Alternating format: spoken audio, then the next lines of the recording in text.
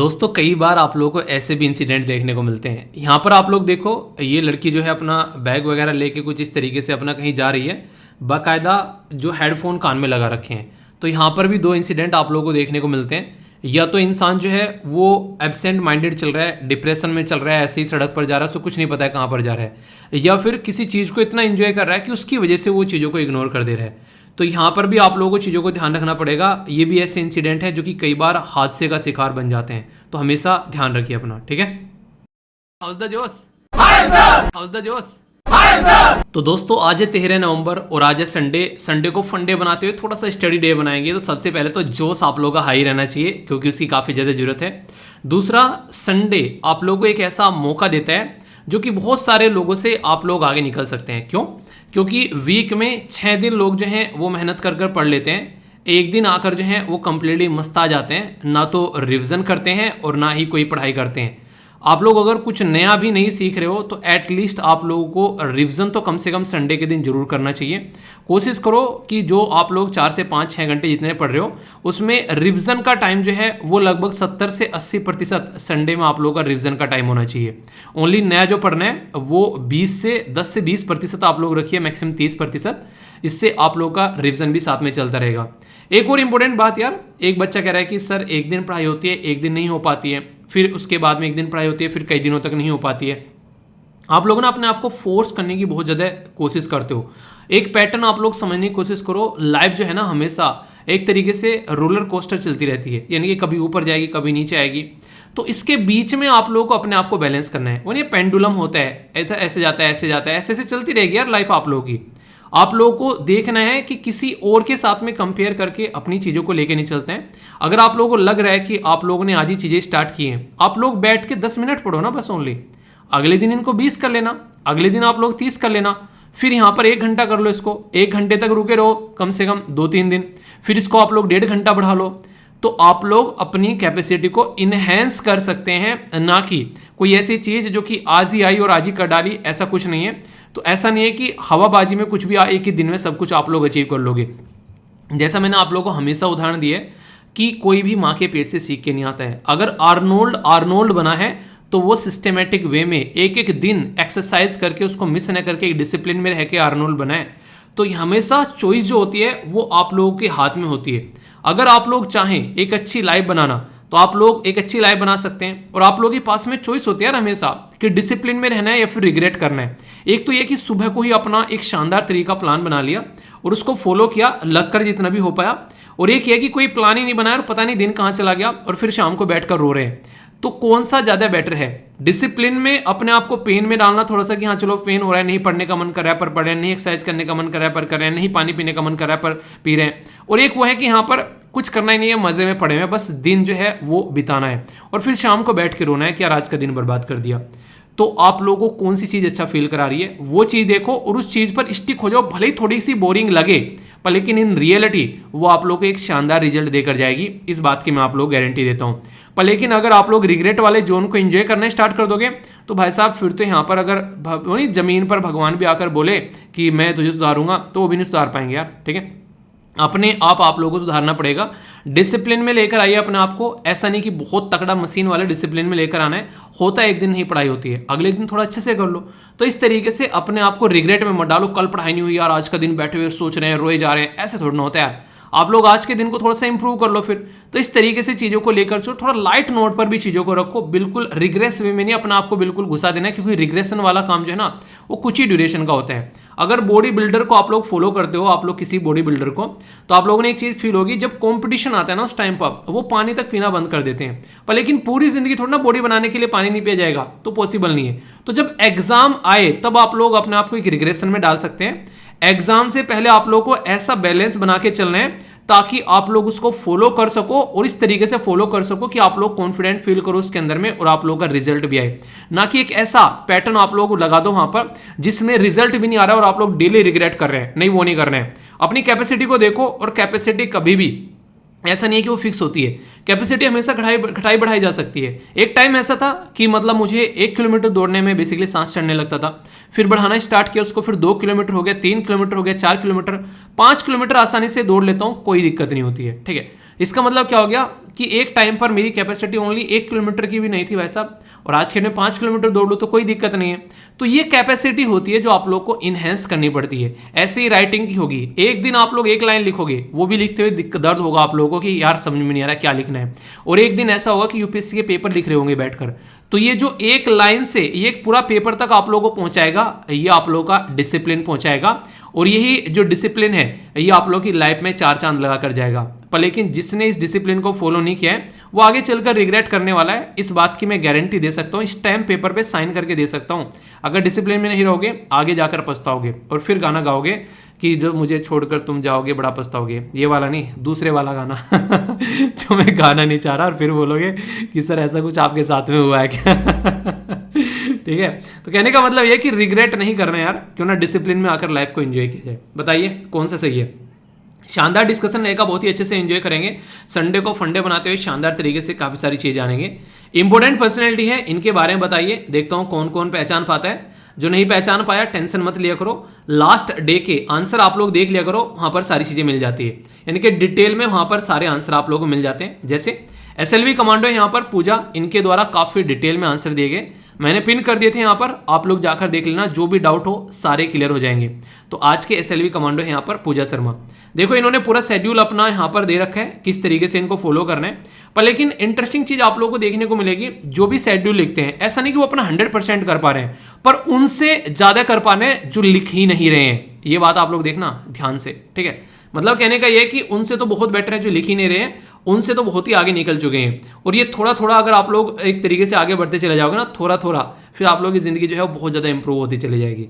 I hope कि आप लोग ये बातें समझोगे और अपनी लाइफ में इसको बेसिकली इंक्लूड कर कर आगे बढ़ते चलोगे। ओके, तो हाउस द जोश, तो जोश बिल्कुल हाई रहना चाहिए, और फीडबैक जरूर दिया करो। लेक्चर जैसा भी लगता है, अच्छा बुरा बेकार घटिया रद्दी, मतलब माइंड ब्लोइंग आउटस्टैंडिंग, जो भी लगे आप लोगों को कमेंट बॉक्स में बताया करो अपनी राय, फीडबैक दे दिया करो, लाइक या डिसलाइक कर कर, और कितने शेड्यूल बना लिया आज का, और कौन टाइम पर उठा था वो बताना, और जो नहीं उठाए सॉरी जरूर लिखा करो। फील होना चाहिए आप लोगों की आप लोगों ने कुछ गलती की है, आज आप लोगों ने कुछ डिसाइड किया था वो आप लोगों ने अचीव नहीं किया है, वो फील होना चाहिए आप लोगों को, ठीक है। और इसी के साथ में एक्सरसाइज को अपनी लाइफ का पार्ट बना लो। मैं बोलता हूँ ना मॉर्निंग में एक्सरसाइज करके आया करो, तो एटलीस्ट 30 मिनट की एक्सरसाइज करके आया करो, ठीक है। लिखा करो डेली कितनी एक्सरसाइज की है आप लोगों ने, और ये भी लिखा करो कि कितना टाइम आप लोगों ने पढ़ाई की है, ताकि मुझे पता चलता रहे। और जब आप लोग लिखो कमेंट बॉक्स में तो आप लोगों को फील हो कि हाँ यार डिसाइड कुछ और किया था पर लेकिन कर कुछ और रहे हैं। ये फील नहीं करोगे तो उसमें इंप्रूवमेंट नहीं करोगे कभी भी। इंप्रूवमेंट तब होगा जब आप लोगों को लगेगा कि इसके अंदर कोई कमी रह गई है, उसी में इंप्रूवमेंट के चांसेस होते हैं। ये सारी बातें अंदर तक जाने दिया करो और फिर सोचा करो बैठकर कि क्या सही है क्या गलत है, और फिर उसके हिसाब से डिसीजन लिया करो। ओके, तो ये थी कुछ बातें, आई होप कि आप लोग इनको समझोगे और अपनी लाइफ को इंप्रूव करोगे अच्छे से। ये एक ऐसी न्यूज़ है जो मुझे पढ़ा कर भी शर्म आ चुकी है और आप लोगों को सुन सुनकर भी शर्म आ चुकी होगी, पर लेकिन ये शर्म आप लोगों को भी और मुझे भी कम करनी है, क्योंकि ये आगे भी बहुत ज़्यादा न्यूज़ में आने वाली है। क्योंकि यहाँ पर खुद ही शर्म नहीं कर रहे हैं, ऐसी जगह ये बेसिकली मीटिंग चल रही है। मतलब बात कर रहे हैं कॉन्फ्रेंस ऑफ पार्टी 27 के बारे में, ठीक है।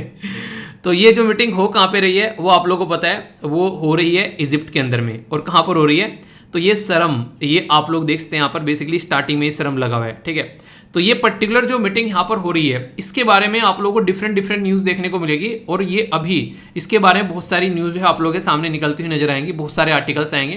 तो कुछ बातें ऐसी होनी चाहिए जिसके बारे में आप लोग चीज़ों को अंडरस्टैंड कर सको और उसको समझ सको, और ठीक चीज़ें उसी तरीके से आप लोग आगे लेकर चल सको, ठीक है।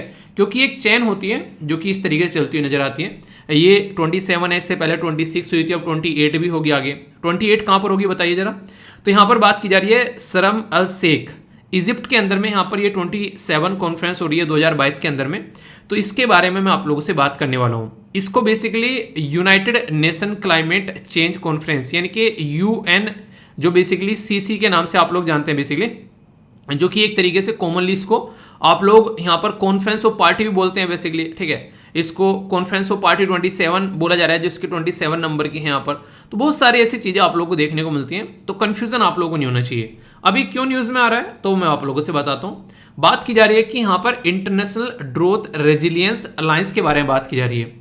देखिए कॉन्फ्रेंस तो हो गई एक, दुनिया भर के लोग वहां पर आ रहे हैं। अब किसी को चाय पसंद है तो किसी को समोसा पसंद है, तो इसी तरीके से यहाँ पर किसी को पसंद आ रहा है कि यार इस मुद्दे पर बात की जाए, किसी को पसंद आ रहा है उस मुद्दे पर बात की जाए। तो यहाँ पर अभी सूखे के मुद्दे पर भी बात की जा रही है और उसके मुद्दे पर यहाँ पर ये अलायंस बना रहे हैं, पर लेकिन थोड़ा ये लचीला रहेगा, यानी कि रेजिलियंट रहेगा। ऐसा बिल्कुल नहीं कि बिल्कुल सख्त लोंडे वाला काम नहीं रहेगा यहाँ पर, ठीक है। तो स्पेन और सेनेगल ने मिलकर 30 कंट्री के साथ में लगभग 20 ऑर्गेनाइजेशन के साथ में लॉन्च कर दिया है IDRA। तो आप लोगों से पूछे IDRA जो है वो क्या है, उसकी फुल फॉर्म क्या है, तो इंटरनेशनल ड्रोथ रेजिलियंस अलायंस है, यानी कि अंतरराष्ट्रीय सूखा लचीलापन संगठन, इसको गठबंधन आप लोग बोल सकते हैं। ये कहां पर लॉन्च किया गया? 27th कॉन्फ्रेंस ऑफ पार्टी जो हो रही थी, United nation framework convention on climate change, यानी कि UNFCC, तो ये इसके अंदर हो रही थी और India is not a part of IDRA। ये इसके ऊपर आप लोग स्टार लगा लेना, ठीक है। तो ये बेसिक चीज होगी। ये जो अलायंस है ये एक तरीके से फंक्शन करेगी, यानी कि एक तरीका पॉलिटिकल मूवमेंट भी आप लोग बोल सकते हैं, कि जहां जहां पर सूखा पड़ रहा है और जहां जहां पर सूखा पड़ने की वजह से प्रॉब्लम हो रही है, उन एरिया में मिलकर काम किया जाए और वहां पर कैसे हम लोग कई तरीके से काम कर सकते हैं। जैसे एक तो खेती वहां पर वो की जाए जिसमें ज्यादा पानी की जरूरत न हो, ठीक है। दूसरा वहां पर क्या क्या ऑल्टरनेटिव हम लोग सुझा सकते हैं ताकि पानी वहां पर पहुंचाया जा सके और बिना पानी के भी ज्यादा से ज्यादा बेहतर तरीके से काम किया जा सके, ताकि लोग जो है वो भूखे न मरे, उनकी लाइफ जो है उनकी कंडीशन जो है थोड़ी सुधारी जा सके। तो उसके ऊपर फोकस किया जा रहा है। और ये आज की डेट में ऐसा नहीं है कि कहीं और ही प्रॉब्लम है, नीति आयोग खुद बोल चुका है कि हमारा देश ही मैक्सिमम जो है वो सूखे की चपेट में आता है। हर बेसिकली गर्मियों में आप लोगों को ये दिक्कत देखने को मिलेगी। तो ड्रोथ यानी कि सूखा जो है वो काफी लार्ज स्केल पर बढ़ता हुआ जा रहा है और बोला जा रहा है कि 29% अगर बात करें 2000 से अब तक आप लोगों यहाँ पर इसकी फ्रीक्वेंसी बढ़ गई है। 55 मिलियन लोग जो हैं हर साल सूखे की चपेट में आते हैं। 55 मिलियन लोगों की बात की जा रही है, यानी कि 550 लाख लोग, यानी कि मोटे मोटे तौर पर बोला जाए तो आप लोग यहां पर बोल सकते हैं कि 5 करोड़ लोग दुनिया में सूखे से ग्रसित हैं। ये आप लोग समझ सकते हैं कितना बड़ा नंबर है अपने आप में। तो ये बहुत बड़ी प्रॉब्लम है, इसीलिए इसको अलग से फोकस दिया गया। और फोकस भी किसके द्वारा दिया गया? बेसिकली सेनेगल, ये अफ्रीका कंट्री के वो एरिया के लोग हैं जो कि ये प्रॉब्लम से बहुत ज्यादा जूझते हैं। और स्पेन जो कि एक यूरोपियन कंट्री है वो मिलकर यहाँ पर सपोर्ट प्रोवाइड करा रही है कि हाँ भाई साहब ऐसा कुछ किया जाना चाहिए, ठीक है। स्पेन जो है वो भी यहाँ पर बेसिकली अगर मैप में आप लोग जाकर देखोगे कि स्पेन के साथ में चिपका हुआ आप लोगों को पोर्चुगल मिलेगा। और स्पेन और पोर्चुगल जो आप लोग देखेंगे इसके जस्ट नीचे आप लोगों को मोरक्को नजर आएगा। और मोरक्को और स्पेन के बीच में जो एक जिब्राल्टर करके आप लोगों ने सुना होगा, सुना है उसके बारे में बताइए, चलिए थोड़ा सा पढ़िएगा आप लोग, लिखिएगा थोड़ा। तो यहाँ पर ये उस पर्टिकुलर एरिया के बारे में बात की जा रही है। तो ये जो अलायंस है ये कोलेबरेट करेगा दूसरे प्लेटफॉर्म के साथ में भी, जैसे कि WMO, तो वर्ल्ड मीटरोलॉजिकल ऑर्गेनाइजेशन, ताकि यूनिवर्सली सबको कवरेज किया जा सके और अर्ली वार्निंग भी दी जा सके। यानी इस तरीके से जैसे एक तरीके से कोई इंसान अगर बर्बाद होने वाला है उसको बोल दे कोई आकर कि भाई साहब रुक जा यहीं पर ही वरना बर्बाद हो जाएगा, तो वो कम से कम थोड़ा सुधर सकता है। पहले वो बिल्कुल बर्बाद हो जाता, अब थोड़ा सा सुधर जाएगा। तो ऐसे आप लोग बोल सकते हैं। तो ये काफ़ी अच्छा तरीका है चीज़ों को सुधारने का, ठीक है। तो मिलकर काम करेंगे तो देखते हैं कितना काम करते हैं। और जब ये अच्छे से काम करने लगेंगे तो भाई साहब हम भी कूद जाएंगे जाकर। तब तक हम लोग बैठ कर देख रहे हैं। हम लोग ना वेट एंड वॉच वाली पॉलिसी बहुत फॉलो कर रहे हैं आजकल, यानी कि हम लोग पहले देखते हैं लोग कैसा काम कर रहे हैं, जब ये काम अच्छे से कर लेते हैं तो हम लोग बोलते हैं भाई साहब अजीब हो शान सहनसा होने, अजीम हो शान सहसा कि हम भी आ रहे हैं, अब द्वार खुला रखना, ठीक है। तो यानी कि जब ये कर लेंगे अच्छे से काम फिर हम भी बोलेंगे हम भी आ रहे हैं, अब बात करते हैं आगे बैठ के। तो यानी कि हम अभी पार्ट नहीं है पर लेकिन आने वाले टाइम में हम पार्ट बन सकते हैं अगर ये प्रोडक्टिविटी के साथ में कुछ काम करेंगे तो, ओके। बहुत ही प्यारा आर्टिकल है, पर्सनली मुझे काफ़ी अच्छा लगा। इसके बारे में कुछ बेसिक इन्फॉर्मेशन मैं आप लोगों को बताऊंगा जिसके साथ में आप लोग अच्छे से अपने आप को कनेक्ट भी कर पाएंगे। बात की जा रही है MTSI के बारे में। MTS जो कनेक्शन वगैरह नहीं आते तो कोई MTS आया करती थी, MTS की सर्विस, उसके बारे में बात नहीं कर रहा हूँ। ये mother tongue survey of India के बारे में आप लोगों से बात कर रहा हूँ। सबसे इंटरेस्टिंग और सबसे प्यारा क्वेश्चन तो ये बन जाएगा कि MTS यानी कि मदर टंग, यानी कि वो लैंग्वेज आप लोगों को हमेशा मदर टंग का जब बात करें तो आप लोग बोल सकते हैं कि जो लोकल लैंग्वेज आप लोग बोलते हो, जिस लोकल लैंग्वेज आप लोग के घरों में बोली जाती है, जहां पर आप लोग गांव में या कहीं पर भी आप लोग रहते हो, तो उसके बारे में बात की जा रही है। तो मिनिस्ट्री ऑफ होम अफेयर यानी कि अमित शाह जी के अंडर में जो मिनिस्ट्री आती है उन्होंने अपना अभी रिसेंटली MTS यानी कि mother tongue survey of India जो है वो कंप्लीट कर लिया है। मदर टंग जो है यहाँ पर इससे यहाँ पर ये बात की जा रही है कि कंसिस्टेंटली अगर देखा जाए 2 या फिर मोर सेंसेस ऑफ द डिकेड, यानी कि एक तरीके से लिंग्विस्टिक फीचर यानी कि लैंग्वेज पर फोकस दिया जा रहा है जब हम लोग मदर टंग लैंग्वेज की बात करें कि कितने लोग जो हैं यहाँ पर ये लैंग्वेज बोल रहे हैं। अभी आप लोगों को पता है हम लोग जनगणना की बात कर रहे हैं, 2021 से जो जनगणना स्टार्ट हुई है, पर लेकिन अब तक हम लोगों के पास में जो जनगणना है वो 2011 की है। तो यहाँ पर लैंग्वेज को लेकर जो जनगणना है उसके डेटा को एनालाइज किया गया था 2011 में।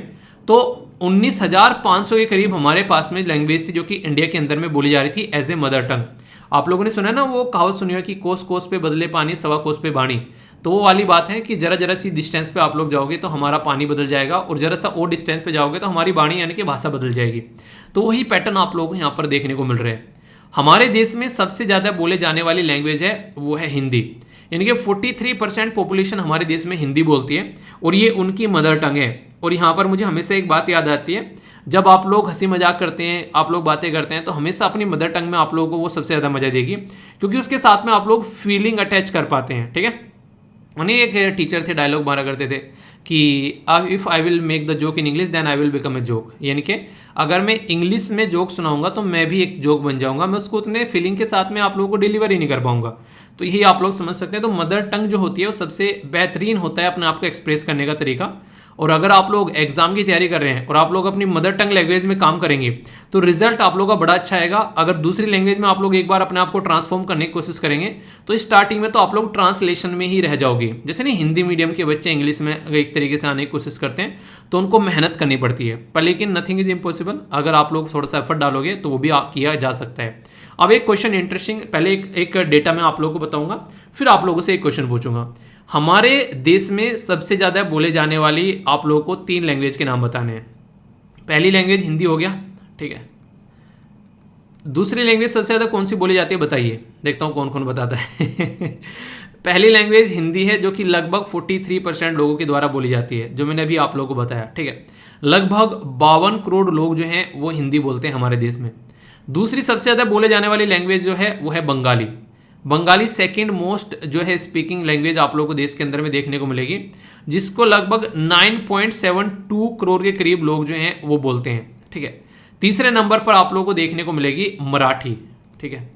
तो इस तरीके से आप लोग याद रखते हैं, यानी कि तीसरे नंबर पर मराठी होगी, फिर तेलुगु, तमिल, गुजराती, ठीक है, उर्दू, कन्नड़, फिर ऐसे आप लोगों को देखने को मिलेगी।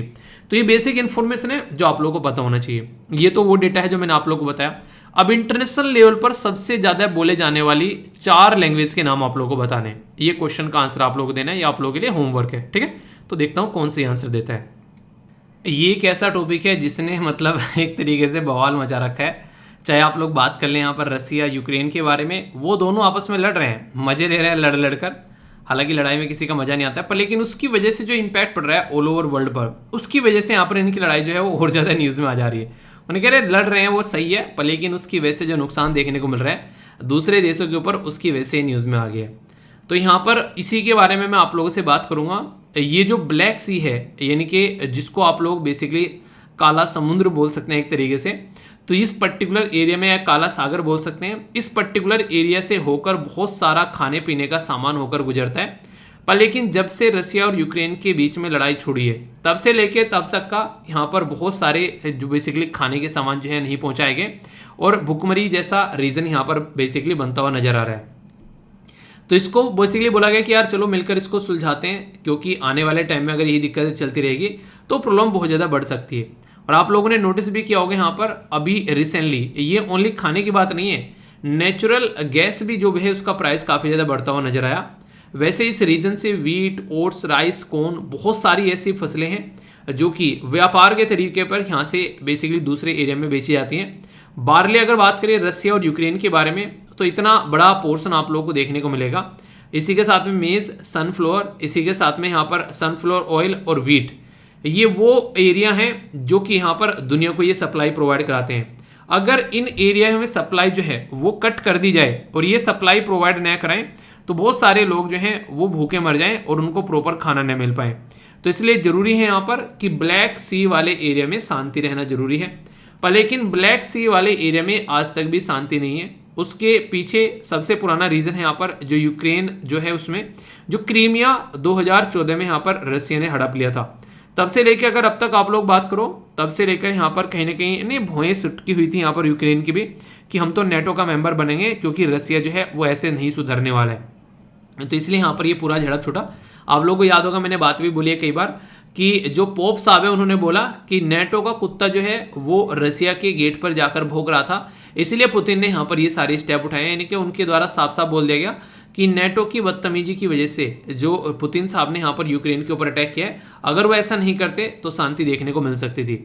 जो ये ब्लैक सी है, ये काफ़ी इंपॉर्टेंट रीजन है। इसमें अगर बात करें, ऊपर सी ऑफ अजोव है, क्रेच स्टेट के साथ में यहाँ पर ये आप लोग इसको कनेक्ट करके देख सकते हैं, जो ब्लैक सी से मिलता है। इसी के साथ में बोस्फोरस स्टेट यहाँ पर इसको सी ऑफ मार्मरा के साथ में कनेक्ट करा देता है। अलग अलग लोकेशन अगर आप लोग देखें, यहाँ पर एजिनियन सी भी आप लोगों को नजर आएगा, ये भी कई बार पूछे जाते हैं यहाँ पर। इससे आगे आप लोग जाएंगे यहाँ पर तो सी ऑफ यहाँ पर क्रेट और यहाँ पर मेडिटेरेनियन सी फिर आप लोगों को यहाँ पर देखने को मिल जाता है। यानी कि वो रीजन है जो बहुत ज्यादा न्यूज में रहता है। डायरेक्ट पूछे कि सी ऑफ एजोव और ब्लैक सी के बीच में कौन सा स्टेट है, तो क्रेच स्टेट आप लोगों को यहाँ पर देखने को मिलेगा। बोस्फोरस स्टेट ब्लैक सी को ये सी ऑफ मार्मरा के साथ में कनेक्ट करता है, ठीक है। इसी के साथ में डार्डेनलीज जो यहाँ पर स्टेट आप लोगों को देखने को मिलते हैं, ये यहाँ पर सी ऑफ मार्मरा को यहाँ पर सी ऑफ यहाँ पर एजिनियन के साथ में यहाँ पर कनेक्ट करता है, ठीक है। तो यानी कि इतने सारे स्टेट, इतने सारे मैप बेस्ड लोकेशन यहाँ पर, जिनसे घुमा फिराकर कोई ना कोई क्वेश्चन आप लोगों से पूछा जा सकता है। इसीलिए कोई भी न्यूज अगर मार्केट में आए तो उसका एक पहलू नहीं, आप लोगों को सारे पहलू समझने पड़ेंगे। जैसे ब्लैक सी जो है ये अटलांटिक ओशन में से निकला हुआ एक सी है, जो कि आप लोगों को साइड में नजर आता है, और यहाँ पर ये कनेक्टेड है यूरोप और एशिया के साथ में। बुल्गारिया, जॉर्जिया, रोमानिया, रसिया, तुर्की और यूक्रेन, ये कुछ कंट्री हैं जिनके नाम आप लोगों को पता होना चाहिए। और क्वेश्चन भी पूछा गया है और आगे भी पूछा जा सकता है, डायरेक्ट मैप बेस्ड क्वेश्चन बन जाएगा। मेजर रिवर यहाँ पर दानुबे, इसी के साथ में नाइपर और डॉन, ये रिवर मैंने आप लोगों को बताई थी जो कि यहाँ पर इसके अंदर आकर गिरती हैं। याद होगा आप लोगों को, मैंने डिस्कस किया था जो हमारा रिवर वाला पोर्शन चला था, उसमें मैंने आप लोगों से ये बातें भी डिस्कस की थी। इसी के साथ में ब्लैक सी जो है यहाँ पर, इसके अंदर जो भी पानी है, सारी चीज़ें चलती हैं।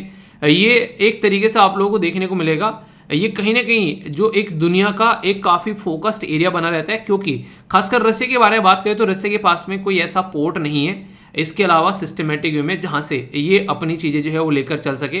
तो रसिया चाहता है कि यहाँ पर एवरग्रीन टाइप में इसकी कनेक्टिविटी बनी रहे, इसलिए यहाँ पर ये सारी चीज़ें आप लोगों को देखने को मिलती है। यानी कि रसिया के लिए मजबूरी बन गया है, यूक्रेन जो है वो यहाँ पर उसको देखे तो उसको अलग पैटर्न में देख रहा है, तो जरूरी हो जाती है कई सारी ऐसी चीज़ें अपना वर्चस्व बनाए रखने के लिए। तो इसीलिए यहाँ पर ये अभी डील साइन की गई थी कि भाई साहब और कुछ नहीं तो दुनिया को खाना मिलता रहना चाहिए, और उसी के चलते यहाँ पर ये सारी बातें सामने निकल कर आई। पर लेकिन वही है, बार बार यहाँ पर पुतिन साहब जो है अपने हाथ खींच ले रहे हैं, फिर से बोला जा रहा है चलो यार मिलकर काम कर लेते हैं। तो ब्लैक सी जो यहाँ पर ग्रीन इनिशिएटिव है, ये अभी रिसेंटली 14 सितंबर से यहाँ पर चीज़ें जो हैं वो स्टार्ट की गई थी ताकि दुनिया में खाना पहुंचाया जा सके। क्योंकि आज की डेट में अगर बात करें, बहुत सारी कंट्री जैसे इजिप्ट हो गया या अफ्रीका के अंदर और बहुत सारी कंट्री आप लोगों को देखने को मिलेगी, ये डायरेक्टली और इनडायरेक्टली यहाँ पर डायरेक्टली या इनडायरेक्टली एक तरीके से डिपेंडेंट है यहाँ पर खाने पीने के सामान से। और जैसा मैंने बताया यहाँ पर कॉर्न जो है 53%, वीट जो है लगभग 25%, ये सनफ्लावर वगैरह है 11%, बार्ले, इसी तरीके से ये सारी चीज़ें दुनिया भर का खाना पीना यहाँ से निकल कर आता है। अगर ये दो देश आपस में लड़ते रहे तो यहाँ तो लोग मरेंगे ही मरेंगे, दूसरे एरिया में भी लोग जो हैं वो भूखे मरने वाले हैं। इसलिए मैंने आप लोगों को बताया यहाँ पर कि गैस का इम्पैक्ट यहाँ पर अभी आप लोगों ने यूरोप के ऊपर देखा, जर्मनी, ये इसके साथ में स्पेन, बहुत सारी कंट्री ऐसी हैं यहाँ पर जो आज की डेट में रो रही हैं कि जैसे जैसे सर्दियाँ आगे बढ़ेंगी वैसे वैसे बहुत नेगेटिव इम्पैक्ट यहाँ पर देखने को मिलेगा। बेसिकली इसका गैस का प्राइस का जो अभी बढ़ता हुआ नजर भी आ रहा है, क्योंकि वो एक ऐसा एरिया है, अगर यूरोप के अंदर आप लोग जाकर झांकोगे वो ऐसा एरिया है जो हमेशा मैक्सिमम टाइम ठंडा आप लोगों को नजर आएगा। अगर गैस नहीं होंगी तो वो अपने आसपास के एरिया को, अपनी चीज़ों को बेसिकली गर्म नहीं रख पाएंगे, इसकी वजह से लोगों की जान भी जाती हुई आप लोग यहाँ पर नजर आ सकती हैं। तो ये बेसिक चीज़ें हैं जिसके बारे में आप लोग याद रखिएगा। क्वेश्चन अगर पूछ ले जाए तो कन्फ्यूजन आप लोगों को नहीं है, क्योंकि यहाँ से क्वेश्चन भी आप लोग अक्सर बन जाते हैं। जैसे कि क्रिटिकली एनालाइज करना है the rising role of the Black Sea in the global food security, तो डायरेक्ट क्वेश्चन बन जाएगा आप लोगों का कि एक तरीके से क्या रोल प्ले करता है। इतनी सारी चीज़ें यहाँ से लेकर आते हैं तो कुछ तो आप लोगों को रोल देखने को मिलेगा, तो इसलिए वो रोल जो है वो आप लोग के माइंड में क्लियर होने चाहिए। ठीक है, कुछ बेसिक्स क्वेश्चन है आप लोगों के सामने, जैसे कि बास्फोरस स्टेट, ठीक है, तो इसी के साथ में स्टेट ऑफ डार्डेनलीज और यहाँ पर क्रेच स्टेट बोला गया कि करेक्टली मैच करना है। तो सी ऑफ मार्मरा हो गया यहाँ पर ब्लैक सी, इसी के साथ में ब्लैक सी या एजिनियन सी। तो ये सारी चीज़ें डिटेल में आप लोगों को बताइए। सही आंसर बताइए आप लोग, only 1 pair, only 2 pair, only 3 pair या फिर none of the above pair. ये ऐसा क्वेश्चन है जो काफी डिटेल में मैंने आप लोगों से पहले भी डिस्कस किया है, ठीक है। तो रिवीजन हो जाएगा, बताइए आंसर। ब्लैक सी ग्रेन इनिशिएटिव जो है ये डील ये बेसिकली यूनाइटेड नेशन और यूएसए के द्वारा मिलकर जो है वो आगे लाएगी। इसी के साथ में डील जो है प्रोवाइड करा रही है सेफ मैरीटाइम ह्यूमैनिटेरियन कॉरिडोर, ताकि यूक्रेन से फूड ग्रेन वह है एक्सपोर्ट किए जा सके। एम है कि फूड प्राइस जो है वो बढ़ रहा है एक तरीके से इस कॉन्फ्लिक्ट की वजह से, उसको डिक्रीज किया जा सके। कौन सी स्टेटमेंट करेक्ट है? Only one, only two, all three, या फिर नन ऑफ द अबव? सही आंसर बताइए, देखता हूं कौन सी आंसर देता है। पॉज कर आंसर दे लिया करो, तभी अच्छा रहेगा, ठीक है। तो जो कॉरिडोर है यहाँ पर ये यूनाइटेड नेशन के साथ में तुर्की मिलकर काम कर रहे हैं, ना कि यूएसए, ठीक है। यूएसए की तो किसी ने मानी नहीं, यूएसए की तो वैसी बेइज्जती हो चुकी है कई बार, ठीक है। बाकी सारी स्टेटमेंट यहाँ पर करेक्ट है, यानी कि एक स्टेटमेंट यहाँ पर इनकरेक्ट हो गई पहले वाली, 2 स्टेटमेंट करेक्ट है, आंसर यहाँ पर बी हो गया। तो इस तरीके से आप लोगों को समझना है। तो कोई भी डाउट अगर मन में हो तो उसको यहीं पर ही छोड़कर जाना है। और इस क्वेश्चन का आंसर मैं आप लोगों को नहीं दे रहा हूँ, मैं चाह रहा हूँ कि होमवर्क के तौर पर आप लोग इसको लो और इसके बारे में आप लोग अच्छे से फिर बताओ, ठीक है। कोई भी डाउट हुआ करे तो चीज़ों को पूछ लिया करो, क्योंकि अगर डाउट रखोगे तो फिर कोई फायदा नहीं है। और फीडबैक दे दिया करो जैसा भी आप लोगों को लेक्चर लगता है। सारी पीडीएफ आप लोगों को टेलीग्राम पर मिल जाती है, जाकर डाउनलोड कर ले करो। और वो वीडियो जो मैंने कल बोली थी वो ऑलरेडी टेलीग्राम पर शेयर कर दी थी। आई होप कि आप लोगों ने उसको देखा होगा और आगे से फोकस रखोगे कि किस तरीके से ज़िंदगी में जो है कहीं गाड़ी चलानी है, कोई एक्सीडेंट ना हो, उसका ध्यान रखा जाए, ठीक है। कोई भी डाउट नहीं होना चाहिए। अगर मैं आप लोगों से बोलूं कि 2022 जो है वो 5वां या फिर 6ठा सबसे गर्म साल रहने वाला है, और ये बात जो है वर्ल्ड मीटरोलॉजिकल ऑर्गेनाइजेशन यानी कि WMO के द्वारा बोली गई है। आप लोग बोलेंगे सर इस न्यूज़ में क्या है, छोटी सी न्यूज़ है, मतलब क्या ही इंपॉर्टेंस होगी इसके एग्जाम के लिए। ठीक है, गर्म सर्द तो चलती रहती है, पर लेकिन जब आप लोग रियलिटी में देखोगे इस क्वेश्चन को तो आप लोग समझ पाओगे कि यूपीएससी कितना ज़्यादा डेडिकेटेड है इस तरीके की न्यूज़ को लेकर। 2019 में क्वेश्चन पूछा गया कि आप लोगों को बेसिकली इम्पैक्ट बताने हैं ग्लोबल वार्मिंग के, क्या पढ़ रहे हैं कोरल लाइफ के ऊपर विद एग्जाम्पल्स। इसी के साथ में 2022 में फिर से मेंस के अंदर क्वेश्चन पूछ लिया कि ग्लोबल वार्मिंग के क्या क्या बेसिकली आप लोगों को यहाँ पर डिस्कस करना है, क्या क्या इफेक्ट आप लोगों को देखने को मिल रहे हैं, और क्योटो प्रोटोकॉल के बारे में भी यहाँ पर जिक्र कर दिया। तो कहने का मतलब यहाँ पर यह है कि कॉन्टिन्यूसली आप लोगों से यहाँ से क्वेश्चन पूछे जा रहे हैं, तो इस टॉपिक की इंपॉर्टेंस आप लोगों को समझ में आ रही होगी। 2018 में ऑब्जेक्टिव टाइप क्वेश्चन भी आप लोगों से पूछ लिया। डायरेक्ट बोल रहे हैं कि अगर आप लोगों से बात की जाए तो यहाँ तो बेसिकली मोमेंटम्स फॉर चेंज, तो क्लाइमेट न्यूट्रल जो है बेसिकली यहाँ पर नाउ ये एक इनिशिएटिव स्टार्ट किया गया था, किसके द्वारा? तो आप लोगों के सामने ऑप्शन है inter governmental panel on climate change, जिसको IPCC भी आप लोग बोलते हो, United Nation environment programme UNFCCC, इसकी फुल फॉर्म आप लोग बताइए। ठीक है, कई बार पढ़ा चुका हूँ, अभी आप लोगों ने रिसेंटली न्यूज़ में भी देखा है, एंड वर्ल्ड मीटरोलॉजिकल ऑर्गेनाइजेशन। तो यहाँ से भी आप लोगों से क्वेश्चन पूछ लिया गया, तो इससे आप लोग अंदाजा लगा सकते हैं कि इस टॉपिक की क्या इंपॉर्टेंस है। यहाँ पर मैं आप लोगों को 2 ऑर्गेनाइजेशन भी कवर करूंगा, जिससे कि आप लोग समझ पाएंगे वर्ल्ड मीटरोलॉजिकल ऑर्गेनाइजेशन, और इसी के साथ में अपनी कंट्री का जो लोकल ऑर्गेनाइजेशन है उसके बारे में भी हम लोग बात करेंगे। तो अब आप लोग समझ में आ गया टॉपिक की इंपॉर्टेंस क्या है, तो यहाँ से ग्रेविटी आप लोग समझ सकते हैं। ठीक है, तो बातें क्या है, एक एक कर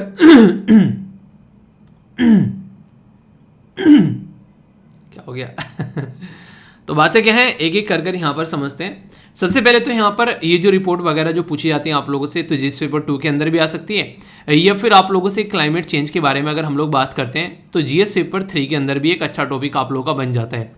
वर्ल्ड मीटरोलॉजिकल जो ऑर्गेनाइजेशन है इसके द्वारा यहाँ पर बताया गया है कि कैसा कुछ अभी यहाँ पर इन्वायरमेंट वगैरह रहने वाला है और कैसे यहाँ पर अभी इम्पैक्ट पड़ रहा है।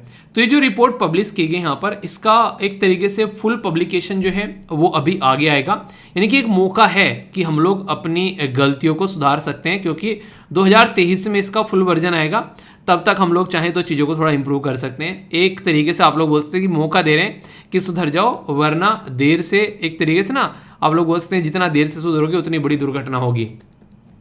अगर रिपोर्ट के बारे में बात करें तो इसका मानना यह है कि यहाँ पर इनके द्वारा ये जो रिपोर्ट प्रस्तुत की जाती है, देखिए बेसिकली उसका मतलब क्या होता है, उसका मतलब ये होता है कि लोग पहले ही समझ जाएं ताकि ऐसी घटनाएं जो हैं वो आगे ना बढ़े। तो इसका बेसिक पर्पज ये कि एनुअली ये रिपोर्ट लेकर आएं और लोगों को बताएं कि आप लोग कहाँ कहाँ पर बदतमीजी की पराकाष्ठा पार कर रहे हैं और आप लोग वहाँ पर रुक जाएं।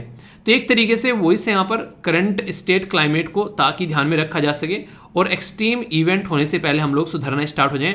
टेम्परेचर जितना ज़्यादा बढ़ेगा वो उतना ही ज़्यादा खतरनाक होगा। तो अभी मैं आप लोगों को कुछ बातें बताना चाहूँगा यहाँ पर।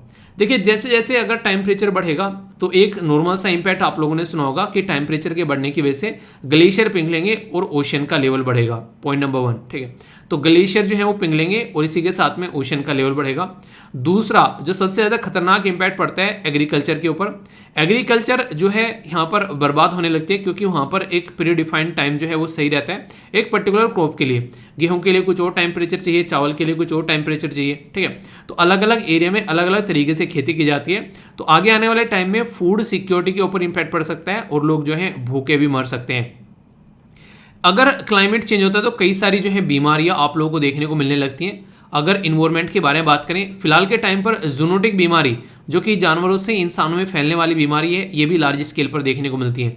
आप लोगों ने अक्सर सुना होगा कोरोना वायरस के बारे में भी कि गर्मियों में कम फैल रहा है, सर्दियों में ज़्यादा फैल रहा है। तो ये कहीं ना कहीं इंपैक्ट आप लोग देखते हैं कि डायरेक्ट यहाँ पर हेल्थ के ऊपर जो इंपैक्ट निकल कर आ रहा है वो आप लोग यहाँ से अंडरस्टैंड कर सकते हैं। तो ये काफ़ी इंपॉर्टेंट है यहाँ पर। और जैसे जैसे यहाँ पर अगर बात करें ओशन का लेवल बढ़ता है तो एक डिजास्टर क्रिएट हो जाता है कोस्टल एरिया में, उनका एक तरीके से वहाँ से दूसरी जगह पर उनको माइग्रेट करना पड़ जाता है और कई बार तो वो रिफ्यूजी बन जाते हैं और जो कि काफ़ी बुरी प्रॉब्लम क्रिएट हो जाता है। तो ये कहीं ना कहीं क्लाइमेट चेंज की वजह से यहाँ पर इस तरीके की दिक्कतें देखने को मिलती हैं। तो कहने के लिए तो हाँ ठीक है कि साल जो है वो गर्म हो रहा है, पर इन रियलिटी जब आप लोग इसकी बैकग्राउंड इंफॉर्मेशन समझोगे तो आप लोग इसका इंपैक्ट समझ पाओगे। ग्रीन हाउस गैस का जो एमिशन होता है जिसमें आप लोगों को देखने को मिलते हैं जैसे कि कार्बन डाइऑक्साइड हो गया, CH4, ये कार्बन डाइऑक्साइड से 80 गुना इंपैक्ट डालती है, इसके बारे में मैंने आप लोगों को बताया था। इसी के साथ में नाइट्रस ऑक्साइड आप लोगों को देखने को मिलती है। ये वो खतरनाक जो बेसिकली आप लोग बोल सकते हैं गैस है जो कि इन्वायरमेंट को और ज़्यादा गर्म करती है।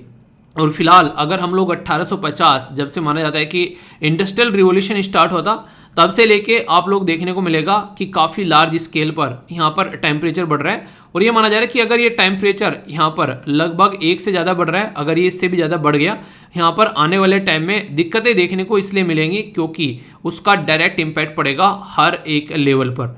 यानी कि कहने का मतलब यहाँ पर ये जहाँ जहाँ पर पहले ग्लेशियर हुआ करते थे, यानी कि बड़े बड़े पर्वत हुआ करते थे बर्फ के, वो पिघल कर आज के डेट में समुद्र में आ चुके हैं। इसकी वजह से जो समुद्र का लेवल बढ़ रहा है वो यहाँ पर काफ़ी सारे लोगों के लिए दिक्कतें क्रिएट कर रहा है। तो यहाँ पर इसीलिए बोला जा रहा है कि इसके ऊपर फोकस देना चाहिए, क्योंकि पर ईयर के हिसाब से अगर बात करें तो ये माना जा रहा है कि यहाँ पर लगभग जो 3.4 प्लस माइनस 0.3 पर ईयर के हिसाब से यहाँ पर बढ़ रहा है। तो इसका मतलब यहाँ पर ये कि आज की डेट में इतना पड़ रहा है ये, तो आने वाले टाइम में इसका और इम्पैक्ट आप लोगों को पड़ता हुआ नजर आएगा। इसी के चलते यहाँ पर आप लोगों को पता है जो ओशन है वो काफ़ी इंपॉर्टेंट है, उसके अंदर भी काफ़ी सारी लाइफ होती है। जो ओशन के अंदर लाइफ है, टेम्परेचर बढ़ने से उस ओशन के अंदर जो लाइफ है वो भी यहाँ पर इम्पैक्टेड होती है, यानी कि उसके अंदर जो जीव जंतु रहते हैं वो भी यहाँ पर खतरे में आते हुए आप लोगों को नजर आएंगे। इसकी वजह से कई सारे रीजन में सूखा पड़ता हुआ आप लोगों को नजर आ रहा है, इनके ड्रोथ, और कई सारे रीजन में काफ़ी तगड़े वाली बारिश, जिसकी वजह से वहाँ पर काफ़ी ज़्यादा बाढ़ वगैरह भी देखने को मिल रही है। तो ये भी एक इम्पैक्ट है। और ऐसा एरिया जिसके बारे में हम लोगों ने कभी सोचा भी नहीं था कि यहाँ पर ये कंडीशन देखने को मिल सकती है, वो है यूरोप। यूरोप में काफ़ी ह्यूज टेम्परेचर रिसेंटली अभी बढ़ गया है यहाँ पर क्लाइमेट चेंज की वजह से। ये सारी बातें कौन बताते हैं? वर्ल्ड मीटरोलॉजिकल ऑर्गेनाइजेशन बताता है, और ये 2 रिपोर्ट भी प्रस्तुत करता है। एक को बोलते हैं ग्रीन हाउस गैस बुलेटिन, दूसरे को बोलते हैं स्टेट ऑफ वर्ल्ड क्लाइमेट। तो ये रिपोर्ट इसके द्वारा प्रस्तुत की जाती है, यानी कि दुनिया को बताता रहता है ये ऑर्गेनाइजेशन कि आप सुधरोगे या फिर नेचर आप लोगों को सुधारे। तो ये एक तरीके से 1873 में जो वियना इंटरनेशनल मीटरोलॉजिकल कांग्रेस हुई थी, तब से यहाँ पर ये पर्टिकुलर ऑर्गेनाइजेशन सामने निकल कर आई। ये वेदर के बारे में, क्लाइमेट के बारे में, पानी वगैरह के बारे में, सबके बारे में एक इन्फॉर्मेशन देती है, ताकि लोग जो है सिचुएशन को पहले ही सुधार सकें, इससे पहले कि सिचुएशन जो है वो हाथ से बाहर हो जाए। जो भी सारी बातें मैंने बताई यहाँ पर, कैसे यहाँ पर टेम्परेचर बढ़ रहा है, ग्रीन हाउस गैस का एमिशन हो रहा है, इसकी वजह से कैसे यहाँ पर प्री इंडस्ट्रियल लेवल से अगर आप नाप करोगे ग्लेशियर पिघल रहे हैं, सी लेवल बढ़ रहा है, क्या क्या ये सारी चीज़ें हैं जो कि आप लोगों को यहाँ पर देखने को मिल रही हैं। मतलब ये है कि ये सारी चीज़ें हम लोग को बताई जा रही है। कई सारे एग्रीमेंट हैं, जैसे यहाँ पर पेरिस एग्रीमेंट आप लोग देखते हैं, उसमें बोला कि कुछ भी कर लो, शाम दाम दंड भेद लगा लो, 2 डिग्री सेंटीग्रेड से नीचे रखना, वरना उसके बाद में फिर चीज़ें जो हैं वो आपे से बाहर हो जाएंगी। सस्टेनेबल डेवलपमेंट जो गोल है वो भी यहाँ पर इसी पर्पज के लिए लाए गए कि यहाँ पर कैसे क्लाइमेट चेंज के ऊपर आप लोगों को फोकस देना है। आप लोगों ने देखा होगा सस्टेनेबल डेवलपमेंट गोल टोटल मिलाकर 17 हैं।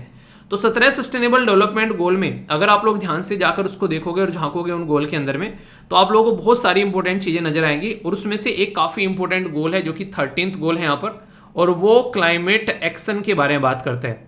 यानी कि उसके लिए एक प्रॉपर सिस्टमेटिक वे में आप लोगों को यहाँ पर गोल देखने को मिल जाता है, और लाइफ बिलो वाटर गोल आप लोगों को 14 एंड लाइफ ऑन लैंड गोल 15 आप लोगों को देखने को मिलता है।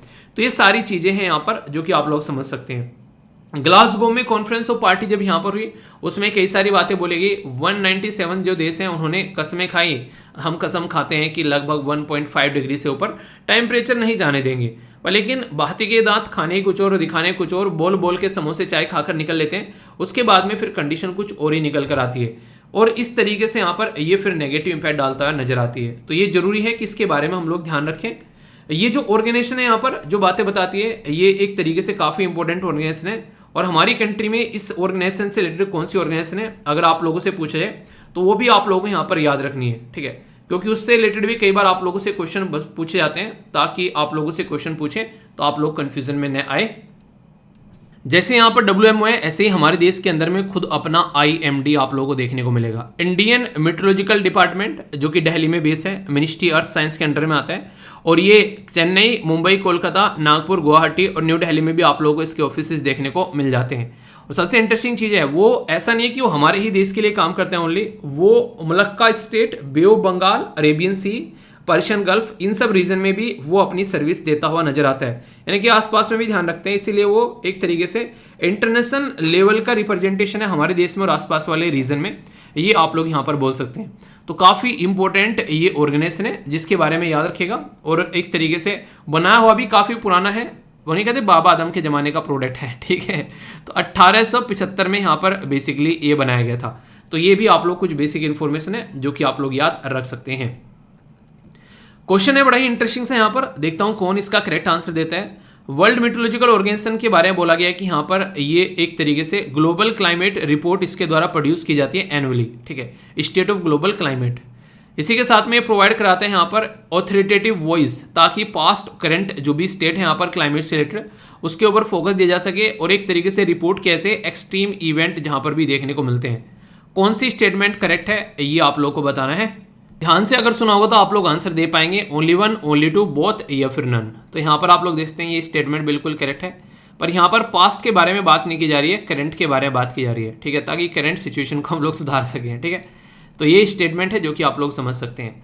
बाकी दो क्वेश्चन है जो क्लाइमेट चेंज के बारे में अगर बात करें तो जैसे जैसे मैंने आप लोगों को सारी चीज़ें बताई है कि क्या क्या इंपैक्ट यहाँ पर देखने को मिलते हैं और इसी के साथ में कैसे कैसे आप लोग चीज़ें देख सकते हैं। तो यहाँ पर इन्वायरमेंट फ्रेंडली चीज़ें हम लोग खासकर रिन्यूएबल एनर्जी वगैरह जैसे हो गया, इन सब चीज़ों के ऊपर फोकस देकर जो है चीज़ों को सुधार सकते हैं। गवर्नमेंट के बहुत सारे इनिशिएटिव है इस एरिया में, आप लोगों को पता है अलग अलग यहाँ पर biogas, solar gas, hydrogen gas के ऊपर, ग्रीन हाइड्रोजन के बारे में हम लोग बात कर रहे हैं। तो ये सारे कहीं ना कहीं इस पर्टिकुलर सिस्टम को सपोर्ट करने के लिए इनिशिएटिव है यहाँ पर गवर्नमेंट ऑफ इंडिया की। तो ये बेसिक बातें आप लोग ध्यान रखिएगा, ठीक है। कंफ्यूजन नहीं होना चाहिए, जहां भी कंफ्यूजन हो तो उसको दूर करना है ताकि सिचुएशन जो है वो अच्छे से आगे लेकर बढ़ सको, ओके। अच्छा, ये आर्टिकल स्टार्ट करने से पहले मैं आप लोगों से एक छोटा सा क्वेश्चन पूछना चाहूँगा। आप लोग ये बताओ कि जैसी पुलिस को आप लोग देखते हो आप लोगों के मन में क्या विचार आता है, मतलब बिल्कुल क्लियर बताना है, ऐसा नहीं कि आप लोग उसमें अच्छा बोलना है बुरा बोलना है। जो भी थॉट आप लोगों के मन में आता है पुलिस को देखकर कि ये हमारी हेल्प करेंगे या फिर एक तरीके से कि हमारे लिए अच्छे नहीं है, ये तो और गलत एक तरीके से पुलिस की जो इमेज बनी है वो आप लोगों के मन में आती है, क्या आप लोगों के मन में विचार आता है?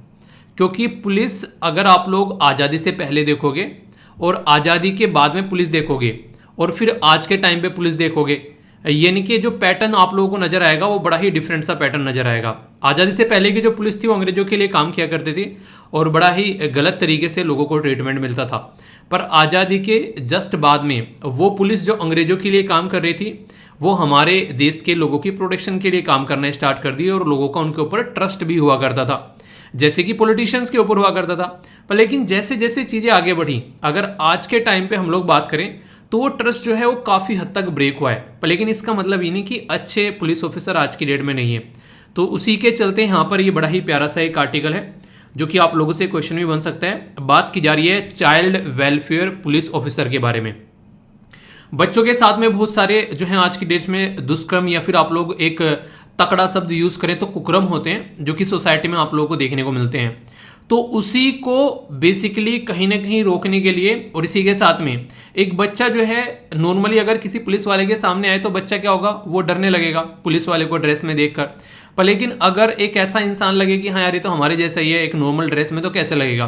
तो उसी को ध्यान में रखते हुए हमारी कंट्री में जो होम मिनिस्ट्री है, जो कि यहाँ पर सिक्योरिटी के ऊपर बहुत ध्यान रखती है, बेसिकली सिक्योरिटी वाला जो टॉपिक है वो होम मिनिस्ट्री के अंडर में आता है, उसके द्वारा स्टेट और यूनियन टेरिटरी को बोला गया है कि आप लोग CWPO यानी कि चाइल्ड वेलफेयर पुलिस ऑफिसर जो हैं एवरी पुलिस स्टेशन में होना चाहिए, जो कि बच्चों से रिलेटेड अगर कोई भी प्रॉब्लम आ रही है उन प्रॉब्लम के साथ में वो डील कर सके। यानी कि बच्चों का सेक्सुअल असोल्ट हो गया, बच्चों को किसी ने किडनैप कर लिया, या फिर कोई भी ऐसी चीजें उल्टी सीधी हरकतें आ रही हैं तो वो यहाँ पर काम कर सके, ये बात बोली गई है। तो ये जो काम यहाँ पर किया जा रहा है, ये काम को करने के लिए एक पर्टिकुलर एक्ट है हमारे देश में जिसको बोलते हैं juvenile justice care and protection जो चिल्ड्रन है। जुवेनाइल जो होता है बेसिकली उन बच्चों के लिए शब्द यूज किया जाता है जो एक तरीके से बच्चे होते हैं, यानी कि एक तरीके से जिनकी उम्र जो है 18 साल से नीचे, पर उनके हाथों से कोई गलत काम हो गया या फिर उनके साथ में कुछ गलत काम हो गया, एक तरीके से ऐसे आप लोग बोल सकते हैं। तो जुवेनाइल जो है वो यहाँ पर वर्ड यूज किया जा रहा है, और यहाँ पर एक पर्टिकुलर रैंक का ऑफिसर रहेगा जो कि असिस्टेंट सब इंस्पेक्टर, यानी कि एक तो सब इंस्पेक्टर होता है जिसको SI बोलते हैं, उसके नीचे ASI आता है, और फिर सब इंस्पेक्टर के ऊपर इंस्पेक्टर आता है। तो इसमें जो असिस्टेंट सब इंस्पेक्टर है बेसिकली वो एवरी पुलिस स्टेशन में यहाँ पर ये रेस्पॉन्सिबिलिटी संभालेगा जो पर्टिकुलर इस कानून के हिसाब से बातें बोली गई है। यानी कि चाइल्ड वेलफेयर पुलिस ऑफिसर जो है वो उस पर्टिकुलर स्टेशन के अंदर में असिस्टेंट सब इंस्पेक्टर यहाँ पर आप लोगों को देखने को मिलेगा। तो ये जो एक्ट है यहाँ पर, ये कहीं ना कहीं आप लोग ये बोल सकते हैं कि कानून भी बन गए, पर लेकिन कानून तो है वो बच्चों तक प्रॉपर नहीं पहुंच पा रहे हैं, या फिर बच्चों की प्रॉपर केयर नहीं कर पा रहे हैं, उनकी प्रोटेक्शन नहीं कर पा रहे हैं। तो ये जो CWPO यानी कि चाइल्ड वेलफेयर पुलिस ऑफिसर जो है, ये उस लिंक को बेसिकली बना के रखेगा कि कानून भी है, बच्चे भी हैं, अब उनको कानून को एक तरीके से प्रोटेक्ट करना है बच्चों को, तो कैसे उनकी प्रोटेक्शन प्रोवाइड करानी है, ये फंक्शन यहाँ पर ये पर्टिकुलर करता हुआ नजर आएगा। थोड़ा सा अगर मैं इसको आप लोगों का हिस्ट्री के साथ में कनेक्ट करूं तो इसको बिल्कुल ऐसे आप लोग सोच सकते हैं जैसे गांधी जी के द्वारा ये माना जाता है कि उनके द्वारा जो कांग्रेस थी, जो आज के दिन में कांग्रेस पार्टी है, जब ये आज़ादी से पहले की कांग्रेस पार्टी थी, इस कांग्रेस पार्टी को एक मास मूवमेंट के साथ में कनेक्ट किया गांधी जी ने, यानी कि जनता के साथ में गांधी जी जो है वो यहाँ पर इसको कनेक्ट कर पाए। उससे पहले ये जनता के साथ में कनेक्ट नहीं हो पा रही थी। तो ये चाइल्ड फ्रेंडली एक तरीके से आप लोग बोल सकते हैं जो यहाँ पर ये पर्टिकुलर ऑफिसर रहेगा जो कि बच्चों की केयर करेगा। बिल्कुल गांधी जी ने जैसे वहां पर कनेक्शन प्रोवाइड कराया, सेम कनेक्शन यहाँ पर ये प्रोवाइड कराने वाला है। ठीक है, तो इसके बारे में ये न्यूज़ है और ये होम मिनिस्ट्री के द्वारा बातें बोली गई हैं। तो बड़ी ही इंपॉर्टेंट न्यूज़ है। चाइल्ड वेलफेयर के बारे में कुछ लिखने के लिए आ जाए तो वहाँ पर ये भी आप लोग यूज़ कर सकते हैं। ठीक है, और ये यहाँ पर कुछ ऐसी पिक्चर्स लगाई गई हैं इसीलिए ताकि बच्चों के प्रोटेक्शन के बारे में हम लोग बात कर सकें। ये आर्टिकल बड़ा ही इंटरेस्टिंग सा और बड़ा ही डिफरेंट सा आप लोगों को नजर आएगा। कई सारे शब्द भी मैं आप लोगों को बताऊंगा जिसके बारे में जानकर आप लोगों को कई सारी इंटरेस्टिंग इन्फॉर्मेशन भी पता चलेगी। तो ध्यान से सुनिएगा, कुछ बेसिक इन्फॉर्मेशन भी होगी जो कि आप लोग कनेक्ट कर पाएंगे। हमारी कंट्री में एक पर्टिकुलर बैंक है जिसका नाम आप लोगों ने सुना होगा, जिसको इंडियन पोस्ट पेमेंट बैंक बोलते हैं। मतलब कहने का ये है, आप लोगों ने देखा कि अक्सर गांव में घरों में अगर कोई पैंट जो होती है, मतलब नहीं पड़ी पुरानी पैंट बनी पड़ी हुई है तो उसके छलने बना लिए, कुर्ते पजामे के पैंट के जो बेसिकली जो झोले यानी कि थैले बना लिए सामान लाने के लिए, अक्सर आप लोगों ने ऐसा देखा होगा।